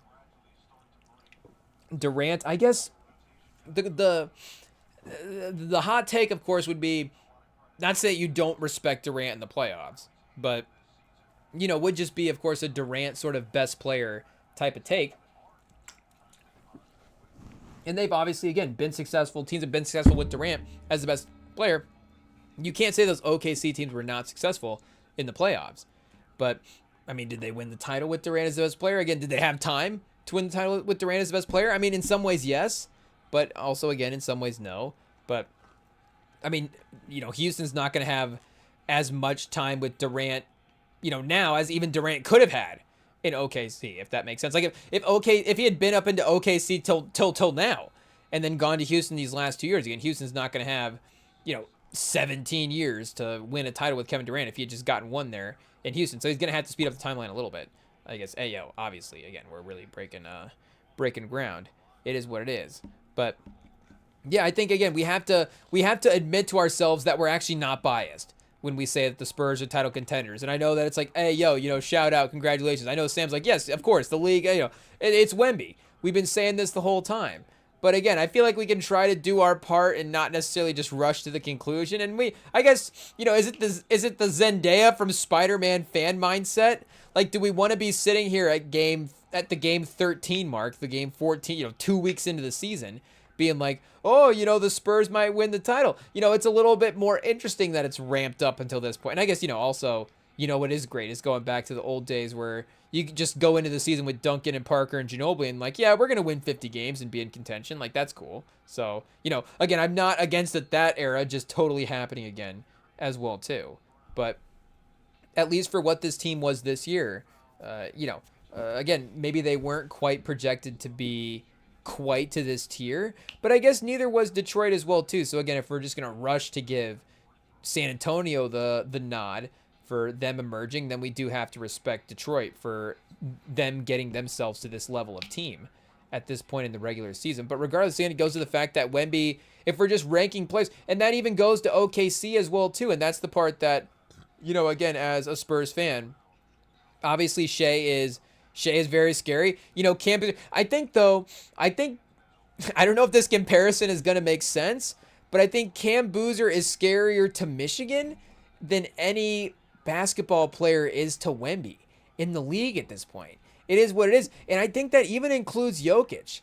Like, as a Spurs fan, I know that Wemby might not, I know that it's very possible that Wemby might not outplay Jokic in a 7-game series. If they play Denver in a playoff series, there is actually, a very good chance that Jokic, I guess, no, again, I can't read off. I forgot, like, Wemby is a very much a rise to the occasion type of player, so he's going to go after Jokic in a playoff series. But who also is going to go after Wemby in a playoff series? Jokic is going to attack him. And there's a very good chance that, I guess, Jokic could, do we say cook him?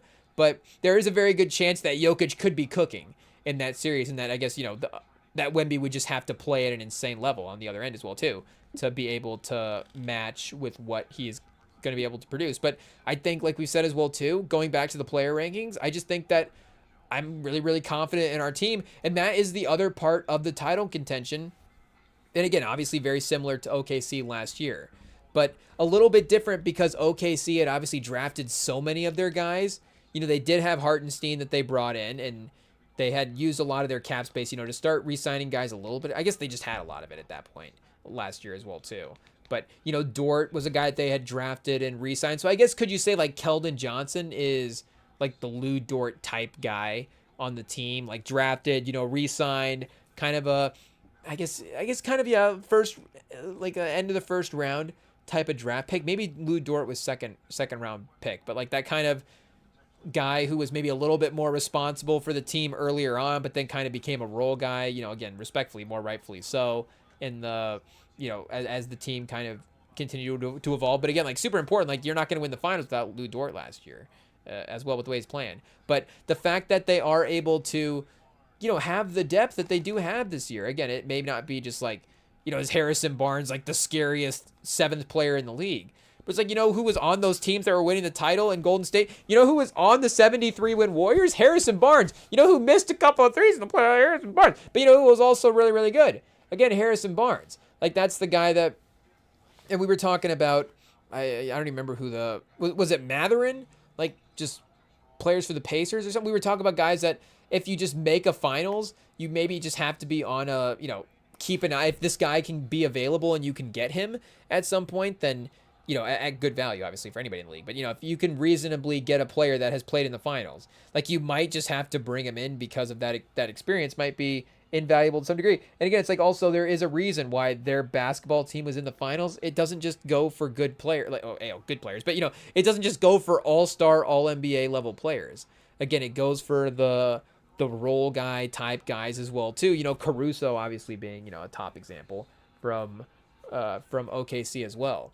But for the Spurs roster to have the depth of the younger players, of course, on the rookie contracts and still be able to build out the roster in this way is, of course, going to be it is what it is. It's going to be the only time with this team that the roster is going to be able to look like this. Again, the I guess the theory of how NBA contracts work, I guess, hey, obviously you spend more time in the league, you earn more just for time spent to some degree as well, too. But the theory would be, again, obviously, and again, we're not breaking the mold here, but as Wemby gets, farther along in his career to some degree, he'll get better as a player. So you'll be paying him more, but he'll be playing better. You'll be paying Castle more, but he'll be playing better. Again, same with Harper. In theory, again, obviously you can get to that level where it's like maybe they become the player that they are a little bit earlier on. So then, their maximum value is never going to be the same as well too. But again, a guy like Fox, like you're not going to be able to obviously have Fox and Harper and have Steph Castle all at the same time in the backcourt for the next 10 years. It is what it is. And I guess the only way that would reasonably happen is if somebody is taking pay cuts there. I know that the reports have already started about Wemby signing the max, and Wemby is like, I know that they were saying this about Jokic too when he signed the max. It's like Wemby is one of those guys where maybe there is no number. I guess there is a number. But it's like, especially at this point as well, too, that first max, he's definitely going to be able to outplay that value. So I'm not even worried about, the contract that Wemby's going to have. But it's still going to be a number on the salary cap, and the second apron is still, what to have to deal with. So they still do, again, have like a, Carter Bryant there that can be a good role player in the future and seemed like a really great defensive draft pick and has got the 3-point upside developed. And they do have the draft pick assets there as well too to continue to get talent. But again, to like have Cornette off the bench, like they just have they have the perfect sort of depth in the lineup at this point to be able to make it through a playoff series like that. I think is a legitimate 9 guys at this point that you can play. Fox, we're not even mentioning Vassell at this point. Castle, Wemby, Champagnie, Barnes, Keldon Johnson, Cornette, Harper. I guess, again, they just obviously got rid of Sohan. But Carter Bryant even? Like, Carter Bryant, he may be a little hit or miss in the playoffs with the fact that he's a rookie, but he still can be a guy that I think he's shown, 10 minutes a game in the regular season. I think that's, reasonable to say in the playoffs. I don't think that's crazy. Again, it's going to be in the finals when we're down to our 6 and 7 guys. I guess, if Carter Bryant's one of those guys, shout out. Again, what a win of a draft pick. But in terms of looks and we need guys in playoff series and what are the, again, amount of options that we have, like Carter Bryant is a legit option. I mean, Kelly Olynyk is a legit option.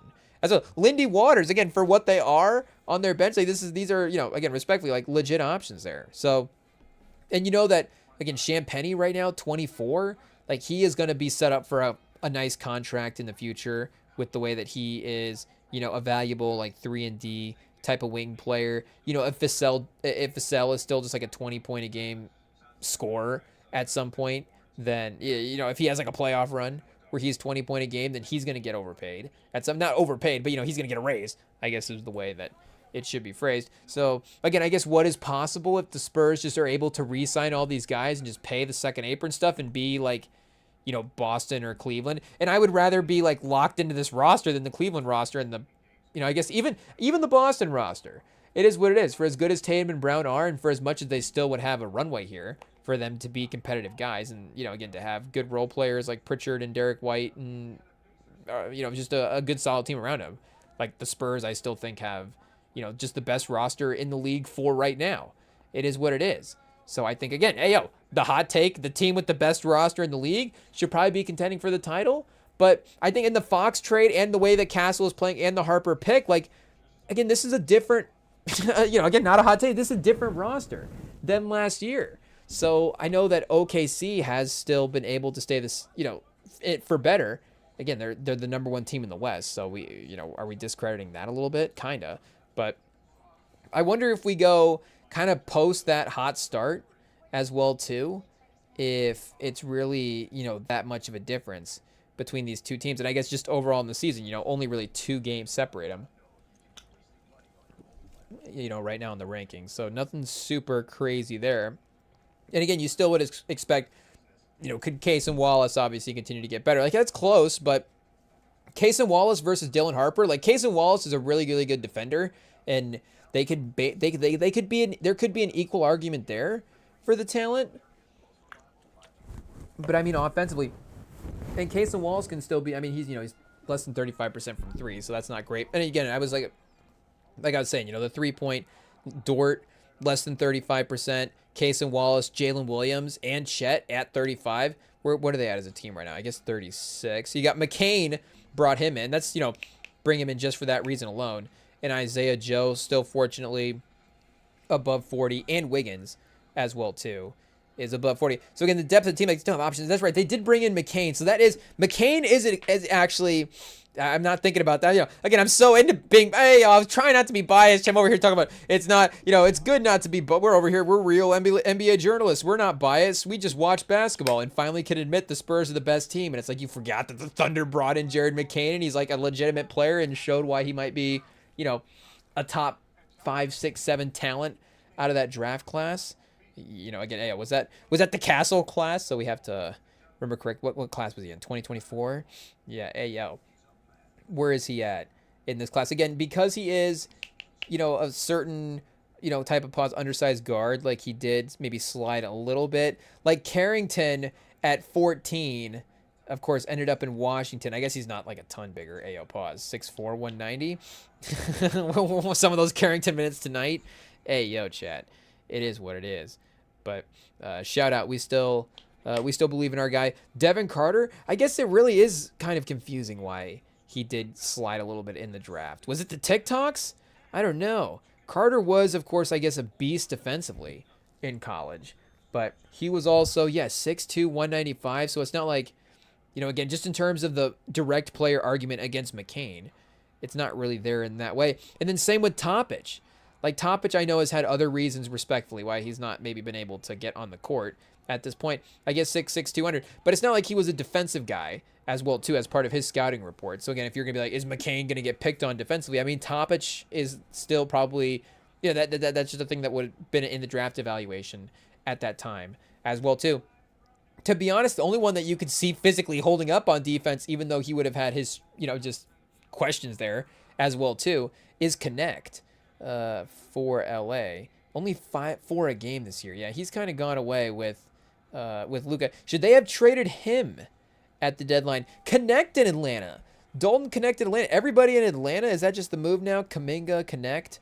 I don't know, but do they need? I guess I don't know what they need there from from Dalton Connect. But Walter as well too. I guess has got some defensive upside a little bit. AJ Johnson, shout out now. In Dallas, I think. Trying to keep up there. Keshawn George, looking pretty decent. And I guess Minnesota, we were kind of liking Terrence Shannon. I think we were having Terrence Shanahan in our lottery rankings, but that would have been a little bit, I guess, rich for a guy that would have been maybe farther along in his college career from the way that the NBA guys evaluate. Shout out Dillingham as well too, being the explosive talent there. But again, just a smaller guard class, I guess, in general. But yeah, the McCain edition is like a legit. He can, swing the finals. And again, it was different in Philly because now, again with Edgecombe and Maxey, like, I guess is Edgecombe legitimately? He is defensively again better than McCain. So I think that two-way upside, does make him like a legit franchise cornerstone. Do you say a little Steph and Clay? I didn't even think about that because I did see him I saw Edgecombe getting comped to Jimmy Butler a little bit as the career was getting started. And, obviously Jimmy Butler a little bit more of a forward and not necessarily like a splash brother like Klay Thompson. But in terms of, Maxey being the primary scorer, the way that Steph was the primary scorer, and then Edgecombe being able to play off of that complementary, like perfectly, and then also kind of be the number one perimeter defender as well too. Because again, that was obviously the secret of having Steph and Klay together was, hey, Klay could, and Iggy as well too, could lock down the perimeter guy. But more often than not, he would obviously have to take the bigger forward, and then Klay. I'm trying to think like Klay, like when they would play the Blazers, I think like Steph was able to like guard CJ McCollum. He was actually able to get away with that. But like Klay would guard Dame. And they would obviously again throw Iggy at Dame. I think you could get away with the Blazers didn't really have the wing, I guess, unfortunately, to like take Iggy out of the Dame sort of guarding rotation there, because it would have been like Al-Farouq Aminu, maybe Nick Batum one of those years, but that might have been a little earlier there. He might have gone to Charlotte right when the Warriors started to pop off there.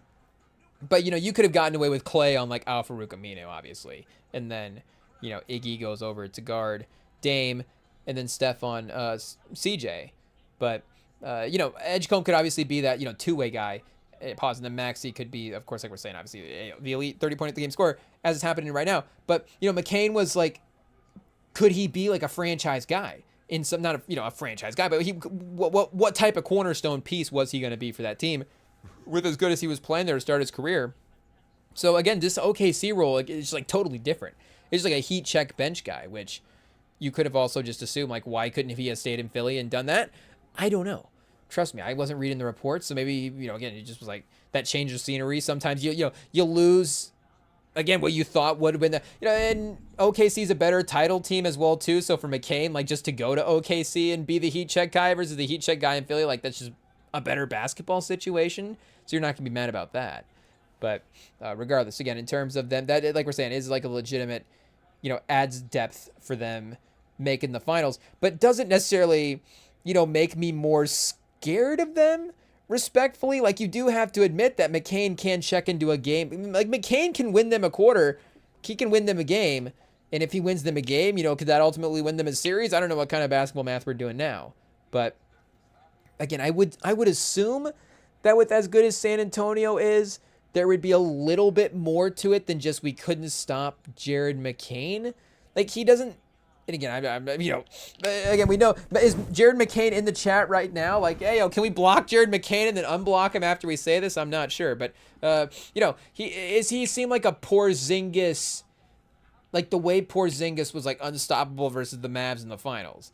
Where it's just like, hey, we're not going to have an answer for him. Again, he could have his heat check moments where he is quote unquote unstoppable, but you would assume that, again, Harper's going to have his moments. Castle's going to have his moments where, certain guys are going to be able to have good defensive moments on him as well too. But again, he's scary off the bench, especially like the fact that, again, he is going to be playing against second units obviously does, make that matchup stuff a little bit easier for him there.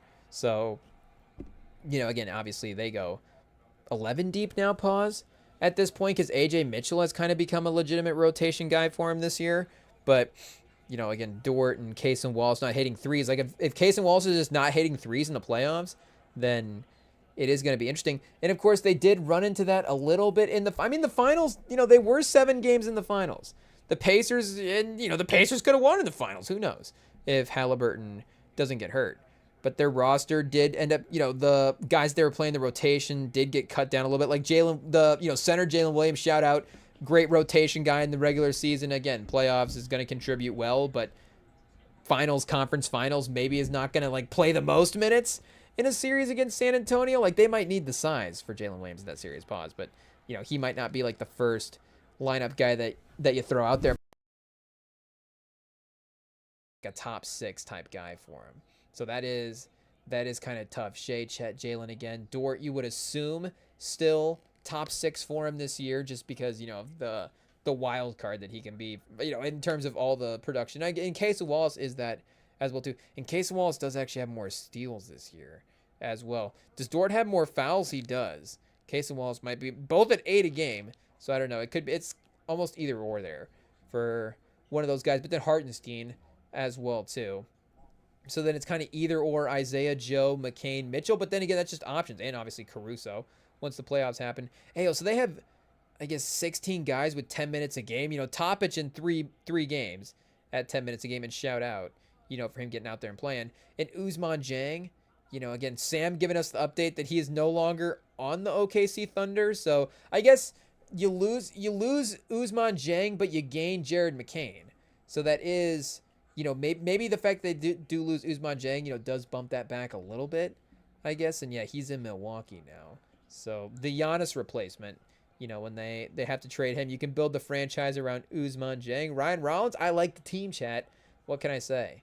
I like the team. It is what it is. That 10th overall pick, if that becomes a sneaky guy next to Ousmane Dieng, that's interesting. That's just good team building right there. When your franchise guy's gonna be out the door, you're gonna have to trade him. You take a swing on a guy like Ousmane Dieng. Hey yo, why not? I'm surprised they didn't sign Sohan as well too. See what happens there. But yeah, obviously, like we're saying, hot take, OKC, obviously the other finals team.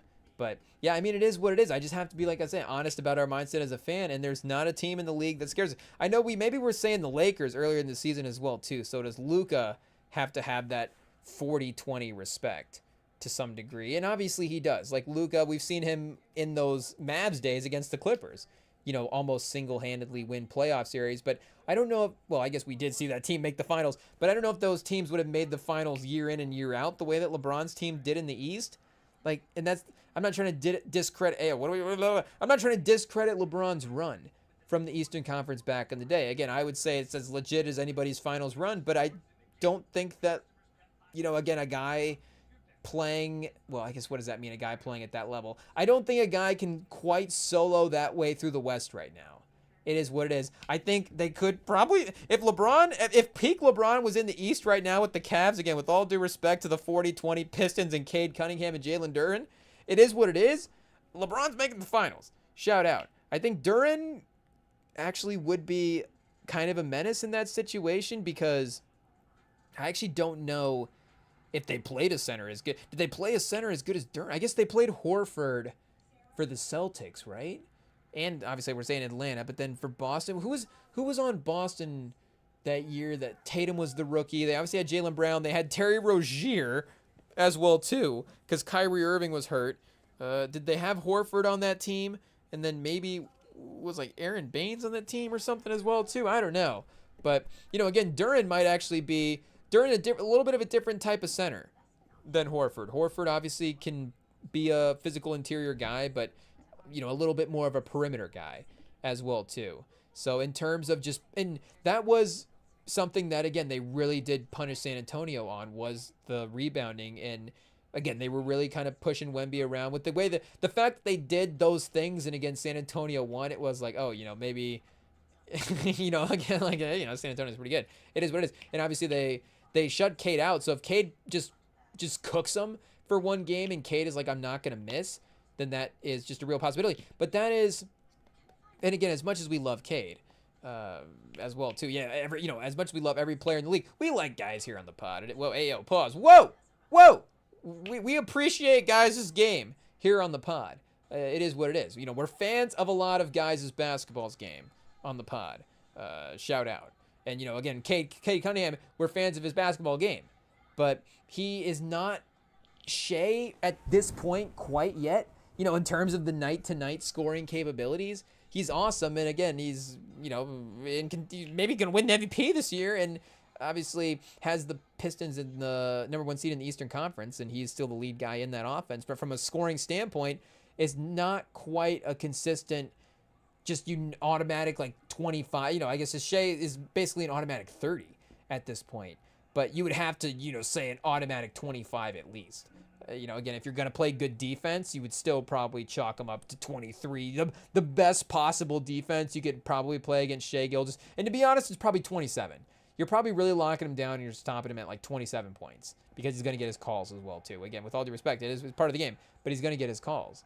So I don't think that in a 7-game series, like Cade is quite going to have that type of, I think he's going to have potentially 1 or 2 games at least where he does have a little bit of poor offensive performance. Again, maybe in the Eastern Conference 7-game series, you can get away with that against, New York in the Eastern Conference Finals or Boston in the Eastern Conference Finals. Boston would be an interesting one because I do think that Jaylen Brown would step up and, be there. I think he would deliver. Again, he's won a Finals MVP, so he's delivered before, but I think he would be a more consistent 20-ish a game. Again, they wouldn't necessarily have the interior to compete with Detroit in that way. But, I'm not, again, as scared of Cade scoring consistently. He does have the playmaking to be able to keep up with all those guys and the defense as well to still be a super impactful player. But, again, I think, as might be crazy to say, I think Castle might be a little bit more, his baseline offensively is higher than Cade's baseline. And it is what it is as well, too. Cade does sneaky have one of, and I'm not, do you say lowest offensive baselines in the league? But I think Sam would agree with us on that, again, Cade is susceptible for a 2 for 10, 2 for 12. I think he even said that last time he was on the pod. Maybe that was one of the reasons that he was a little hesitant to pick Detroit. Maybe that's why I'm saying he would say it, because he literally did. I guess check the tapes, chat. He was that the fall off live stream. Sam called in, shout out. But Cade is susceptible to those types of games. So again, for the free rankings, there is that factor there. But again, for the Lakers, they're just not playing, again on the tier. They're just not in that championship tier as well too. Even though Luka is, maybe capable of being crazy himself. 28-16 with Luka as a starter this year for LA. So obviously 12-4 over the next 16 games that Luka plays to get to the 40-20 mark. Again, not impossible, but would still, obviously be the best Lakers stretch of the season if they were accomplishing that. Reeves is, great as well too, but obviously the Lakers just don't quite have the roster at this point. I was watching them the other night and just thinking about, even with their roster right now, how lucky they were in some ways to get Ayton and Jake LaRavia. And it's again, I don't even know if you're thrilled as Lakers fans. It's okay, this is the team. We get Luka and, LaRavia and Ayton. In some ways, and again, obviously, if you had Davis now, you wouldn't be better off. But it's the team back then, and a team back then was better. But it's the LeBron and Davis teams we were better then than these Luka teams now. I guess Reeves is cooking. So again, they're the silver linings for the team now. You got Bronny in the draft, so things are looking up. But regardless, it's I guess even Jake LaRavia specifically, it's Jake LaRavia is just a decent role player, godsend for this team. Hey, yo, Jake LaRavia is just they could have used LaRavia on some of those Cavs teams that LeBron was trading for. He might have just been one of the most okay, we trade for LaRavia and just keep him around. He's a must keep guy. But there, I don't know if and I guess he could elevate his play in the playoffs and be a dangerous player. You can't write him off as well. But I don't think that, again, they would necessarily be a contender, and he might be the only other one, because we did say Minnesota as well. But again, that's Edwards thing, and not say that Wemby doesn't scare. Not say that Edwards is not scary in terms of Wemby matchups and Wemby dunking and Wemby highlights. But again, I don't know if Minnesota is quite team, and I guess that kind of goes to Randall as well too. And I guess that does also go to that fact that Castle hasn't really had playoff moments at this point. So we're just thinking all positively, Castle's going to go in and dominate the playoffs. same with Harper as well too. But that is a real thing. I mean, Randall's definitely played better in the playoffs, and Randall just like playing pretty good is still going to make that team pretty dangerous. But yeah, I don't know who would even be the other just individual. There's not like a single player like lingering on a team. Like we're saying, Giannis would have been that guy. And, I guess Maxi, in terms of points per game, but again, he's not necessarily in that tier of taking a team to the finals type of guy. I guess and Philly would be a sneaky. Could they make the Eastern Conference Finals this year? But you would obviously assume Embiid is playing well there. Like George is back and healthy and having a good playoff run. I guess Norm Powell in Miami. Maybe I don't know Knuppel in the Hornets if they just rip off a play-in game run there. But yeah, I mean it would be like we're saying Luka and Edwards, those sneaky other contender teams. I guess Cleveland 26 and or 36 and 22. The trade for Harden in the middle of the season, I guess maybe does a weird thing for the. Do you have to go 40-20, post the Harden trade, so they'll be, a while to track then. And then I guess they won't even have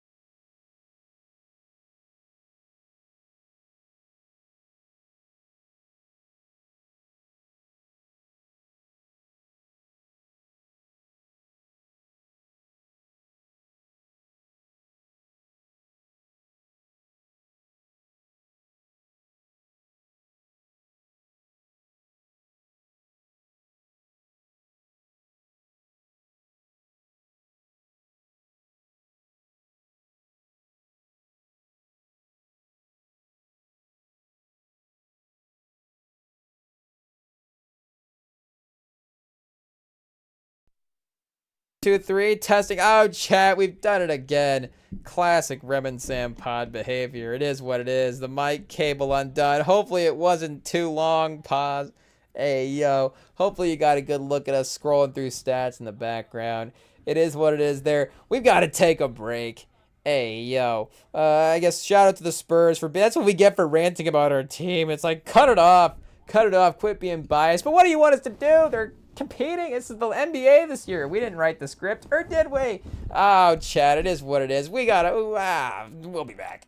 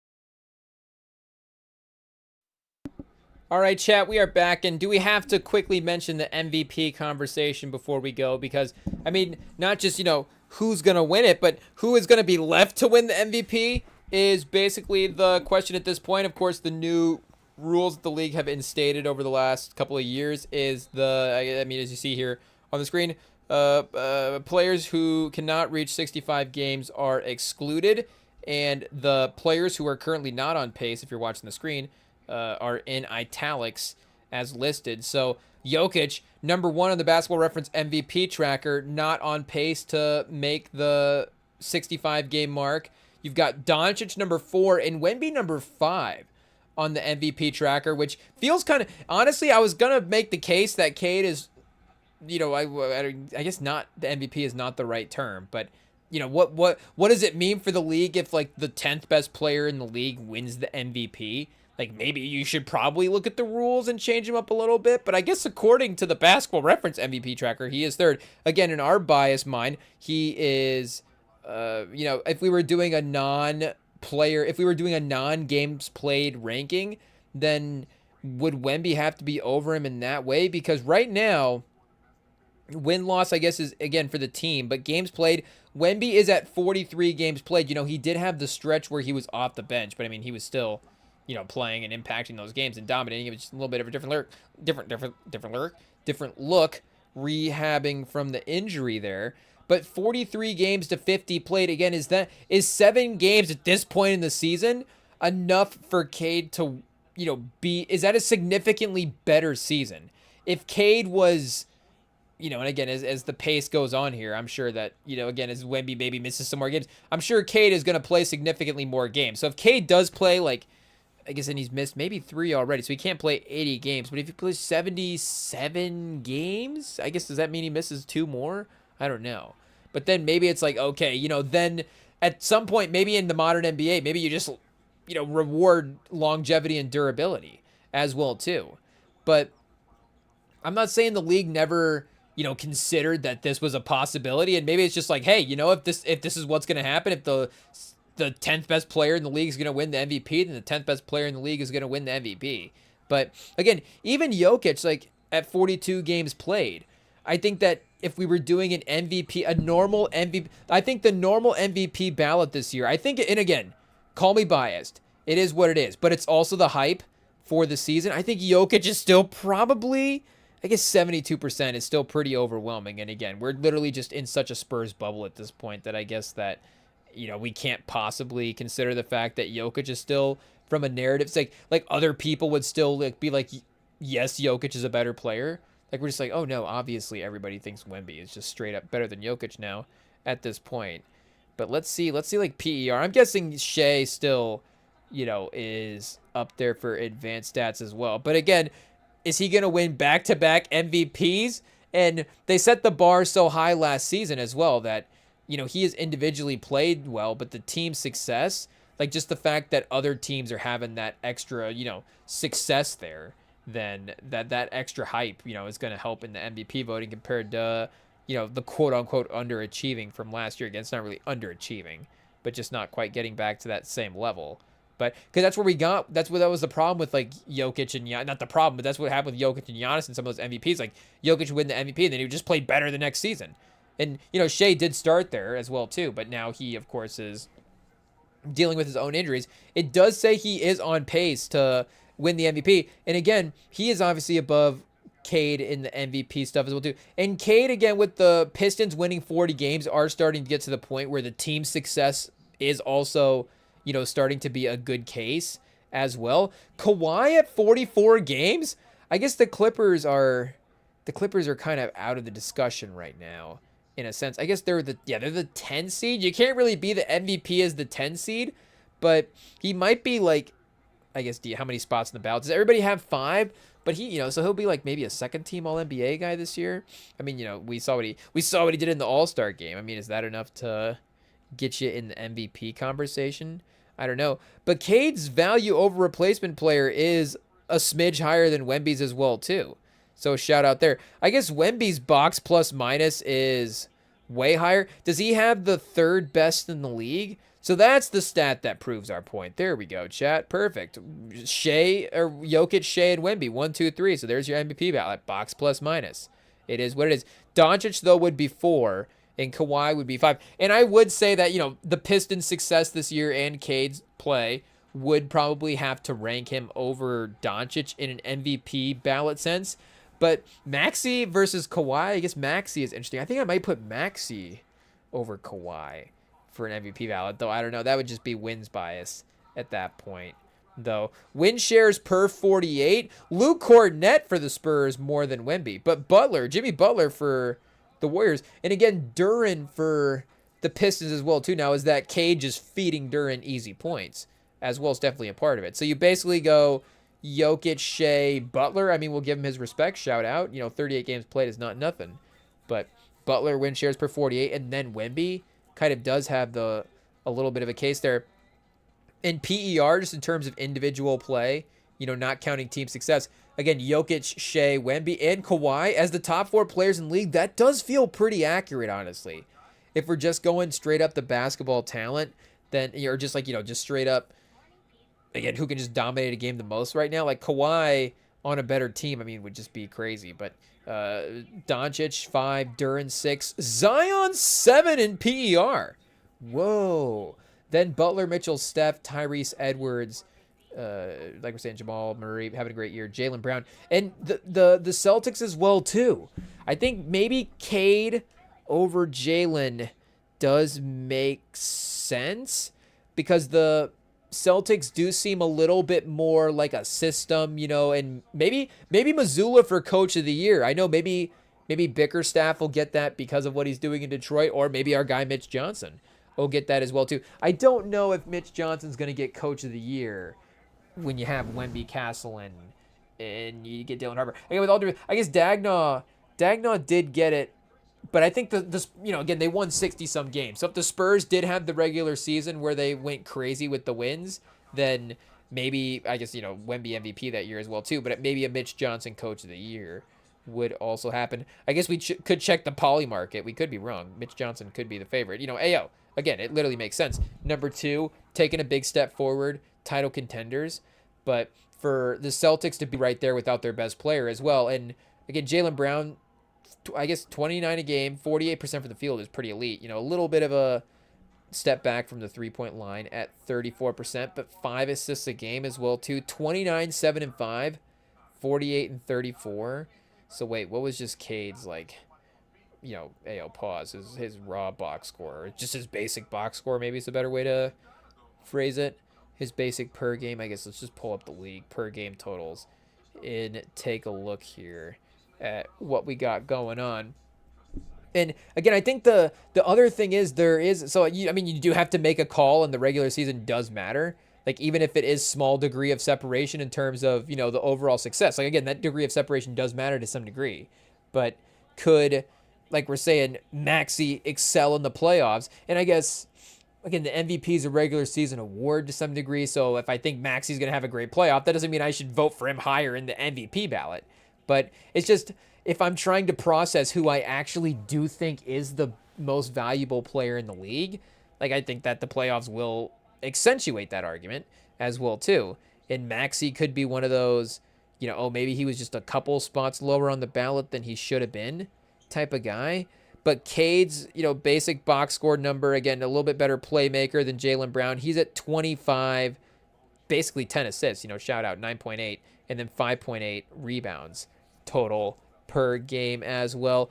33% from 3, 45% from the field. Can the MVP be 45% from the field and 33% from 3? And again, games, I think the other part that does benefit him, again, it's the games played as well too from, everybody. But him being over the Knicks, Steph and the Warriors being a little bit of a step back. I was going to say the guards being a step back, but I guess the All-NBA now, you don't have to just have 2 guards on the roster. So I was going to say, does he get one of the 2 All-NBA spots just because of the fact that, some of these guards are going to be out of the mix? But, that could be the 5 front court guys as well too. That could be like Jaylen Brown, who could be a guard anyways. You could potentially have him in there as a shooting guard, but he could also be, just a forward, and you could have 5 forwards on first team All-NBA this year potentially. Again, I guess Luka, forward guard. But is Luka probably not going to be? But I guess Maxey could be the other one that's like the actual guard. And would I prefer Maxey on first team All-NBA to Cade? I guess I haven't really thought about the All-NBA stuff with Cade as well. But again, the Pistons having 40 wins, does that mean you have to have a first team All-NBA guy? I think it means you have to have an All-NBA guy. And I think Duren's going to be Duren is basically the third team All-NBA center right now, right? Like, that's a lock. Like Wemby and Jokic, again, 65 games. If we're counting that off if we're taking that off the table, or if we're just assuming they play the rest of the games and get there, but assuming they do, they both make first team All-NBA. And I guess if they're out of All-NBA as well too, like that'd be crazy. So wait a second. So again, I guess if we unsort here, then we'll see some of the other guys that would be, out of pace. I guess Embiid, 26 a game. Is he 13th in the league in scoring? Is he the All-NBA case? Again, he wouldn't if it was just centers, but since it's not, maybe he does. I don't know. But Markkanen, 42 games played. Is he off the pace?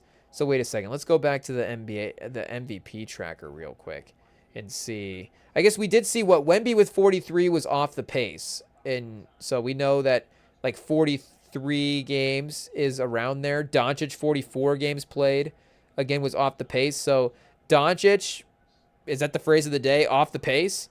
Hey, yo. But, and again, maybe more second team contention. Hey, chat, the stats page is spazzing right now. It is what it is. I mean, we're probably clicking around too much, but also, it's not cooperating as well. But, yeah, Jaylen Brown, 51 games, is on pace there. Maxey is at the 50-game mark. Edwards, 48 games.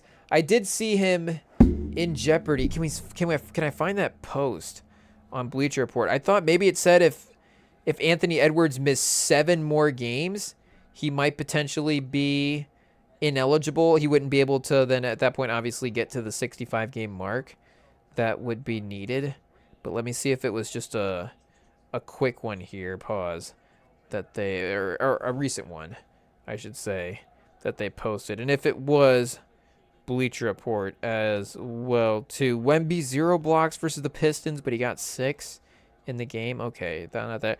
The NBA, the MVP race. Okay, yeah, wait, pace. Here we go. So Cade is on pace to play 73 games. Shea 67. So he is right there.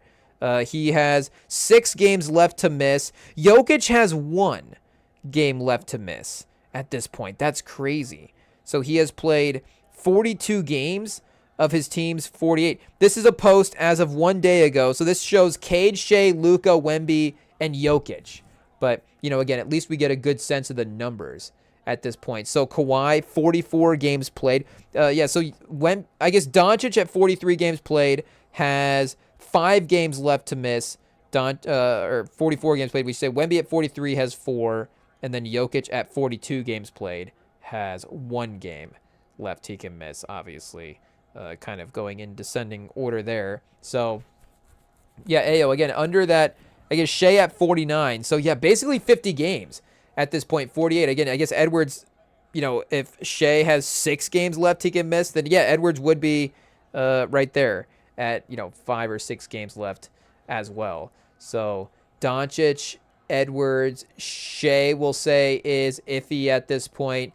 Jokic as well. Obviously, Giannis is off. Kawhi is off. Steph. Brunson at 53 is looking safe. Markkanen can't even sneak on. He's at 52 games. Or 42 games. Ayo, completely different. Embiid is at 31. Austin Reeves is at 30. I mean, Ayo, Booker at 44. I mean, Booker, legitimately, with the, an all-star, Suns overachieving, could be a third-team All-NBA guy. I know that's Ayo, 13, but still. I mean, Harden's going to be an All-NBA guy just because of this, it looks like. Maybe Murray. So, I guess Michael Porter Jr. is off the table as well. We might have to go with PER at this point. But, Ayo, the top 15 in points per game, I guess, where's our guy Wemby? Here we go, 22nd. In points per game. But yeah, 43 games played. Advia, all-star, he might be 48's getting close to the pace as well, too. Michael Porter, I guess we have to cross him off. He just had to have been on there by default at 24 points a game. Michael Porter Jr. is going to be on third-team All-NBA. Getting close. Norm Powell, 47 games. He's going to be off the pace. I mean, Jalen Johnson's going to be on All-NBA this year. Hey, yo, Brandon Ingram legit might be on All-NBA. You got Toronto as the 4 seed. That might actually have to happen at this point.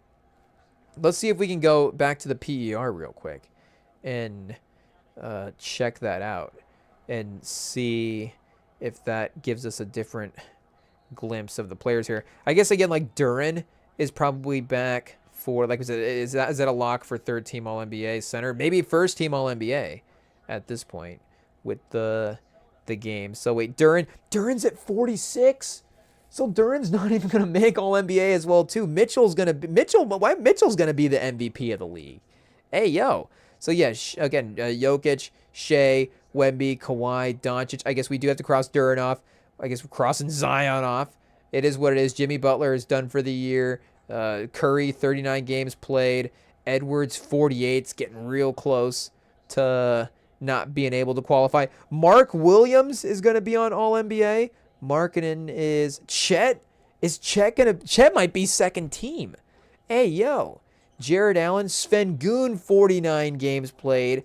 Towns at 54. Brunson, Advia, 48.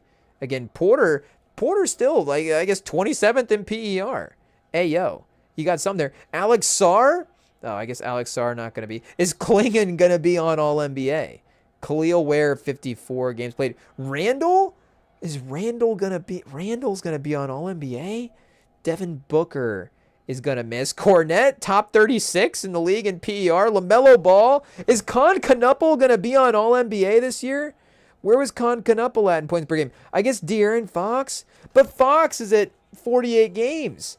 I mean, that's not on pace as well. We got Bam at 50 games played. So he is kind of a, all-star level guy as well, too, though he didn't make the team. But Cooper Flagg's off the table at 49 games. He's getting close. There's no way he plays 65. Banchero at 46 is maybe not going to make the mark. So Bane at 56, he might honestly make All-NBA. Hey, yo, Chad. I guess, again, the MVP is one thing. But, again, at least the Pistons are like... the Pistons, there is a case where they finish with the best record in the league. So the Cade MVP would be, a definite thing to look at. But again, the case is still there. So right now, All-NBA, 1st-team All-NBA. If we're being pessimistic and saying Shea is not on there, 1st-team All-NBA is going to be Tyrese Maxey, Cade Cunningham, Donovan Mitchell, Jalen Johnson, and Jamal Murray is going to be the 5. I guess Durant. Okay, shout out Durant. We get Durant. Oh, yeah, we didn't mark off Giannis here. Scotty Barnes, the Raptors is the 4 seed. Wait, where was Brunson? Oh, Knuppel. And what are we at? Value over replacement player. Here we go. Knuppel at 56 games played. Is the con man going to sneak on to All-NBA as a rookie? That'd be unbelievable. Hey, yo. 19 points a game, 48 and 43. He's going to have some of the better basic stats. It is what it is. I guess Chet would have to be 1st-team All-NBA because of, I guess we say, so Cade and Maxey lock that in. They would be 1st-team All-NBA. Then Durant, and then I guess it would be Mitchell. Those 4 guys, and then yeah, probably Murray Barnes or Jalen Brunson. So Brunson, Durant, Cade, Maxey, and Mitchell is your 1st-team All-NBA. I mean, it's still a good team. It doesn't sound like it's a bad team, but it does sound like it might be the 2nd-team All-NBA. It is what it is. So 3rd-team All-NBA is going to get a little iffy if we keep going down that path. Shout out. The con man might actually, I guess, we just left Jaylen Brown off. It is what it is. So Jaylen Brown over Mitchell in that case. Cade, Maxey, Jalen, Durant, and Brunson is 1st-team. Okay, that's getting closer. Brunson is arguably the best point guard in the league. Durant and Jaylen Brown as 2 of your best wings, and then Cade and Maxey as 2 of your better guards. Again, you're definitely obviously leaving off the centers, and in some ways you're like, is 1st-team All-NBA all centers in some years. But it's like, okay, at least we do have some sense of, I guess, 1st-team All-NBA guards and forwards there. So that's not too bad. But would it be LaMelo or would it be Cunningham on first team All-NBA for the 10 seed Hornets, or third team All-NBA, I guess? Pritchard. Is Peyton Pritchard going to make All-NBA? Hey, yo. I guess up next, chat, the next ranking we do on the Friday live stream is which who will be the craziest All-NBA guy that we can make the case for. It is what it is. We said Towns. I guess Mobley, 44 games. Mobley's off the table. Naz Reid, 2 games started. Naz Reid's going to be third team All-NBA.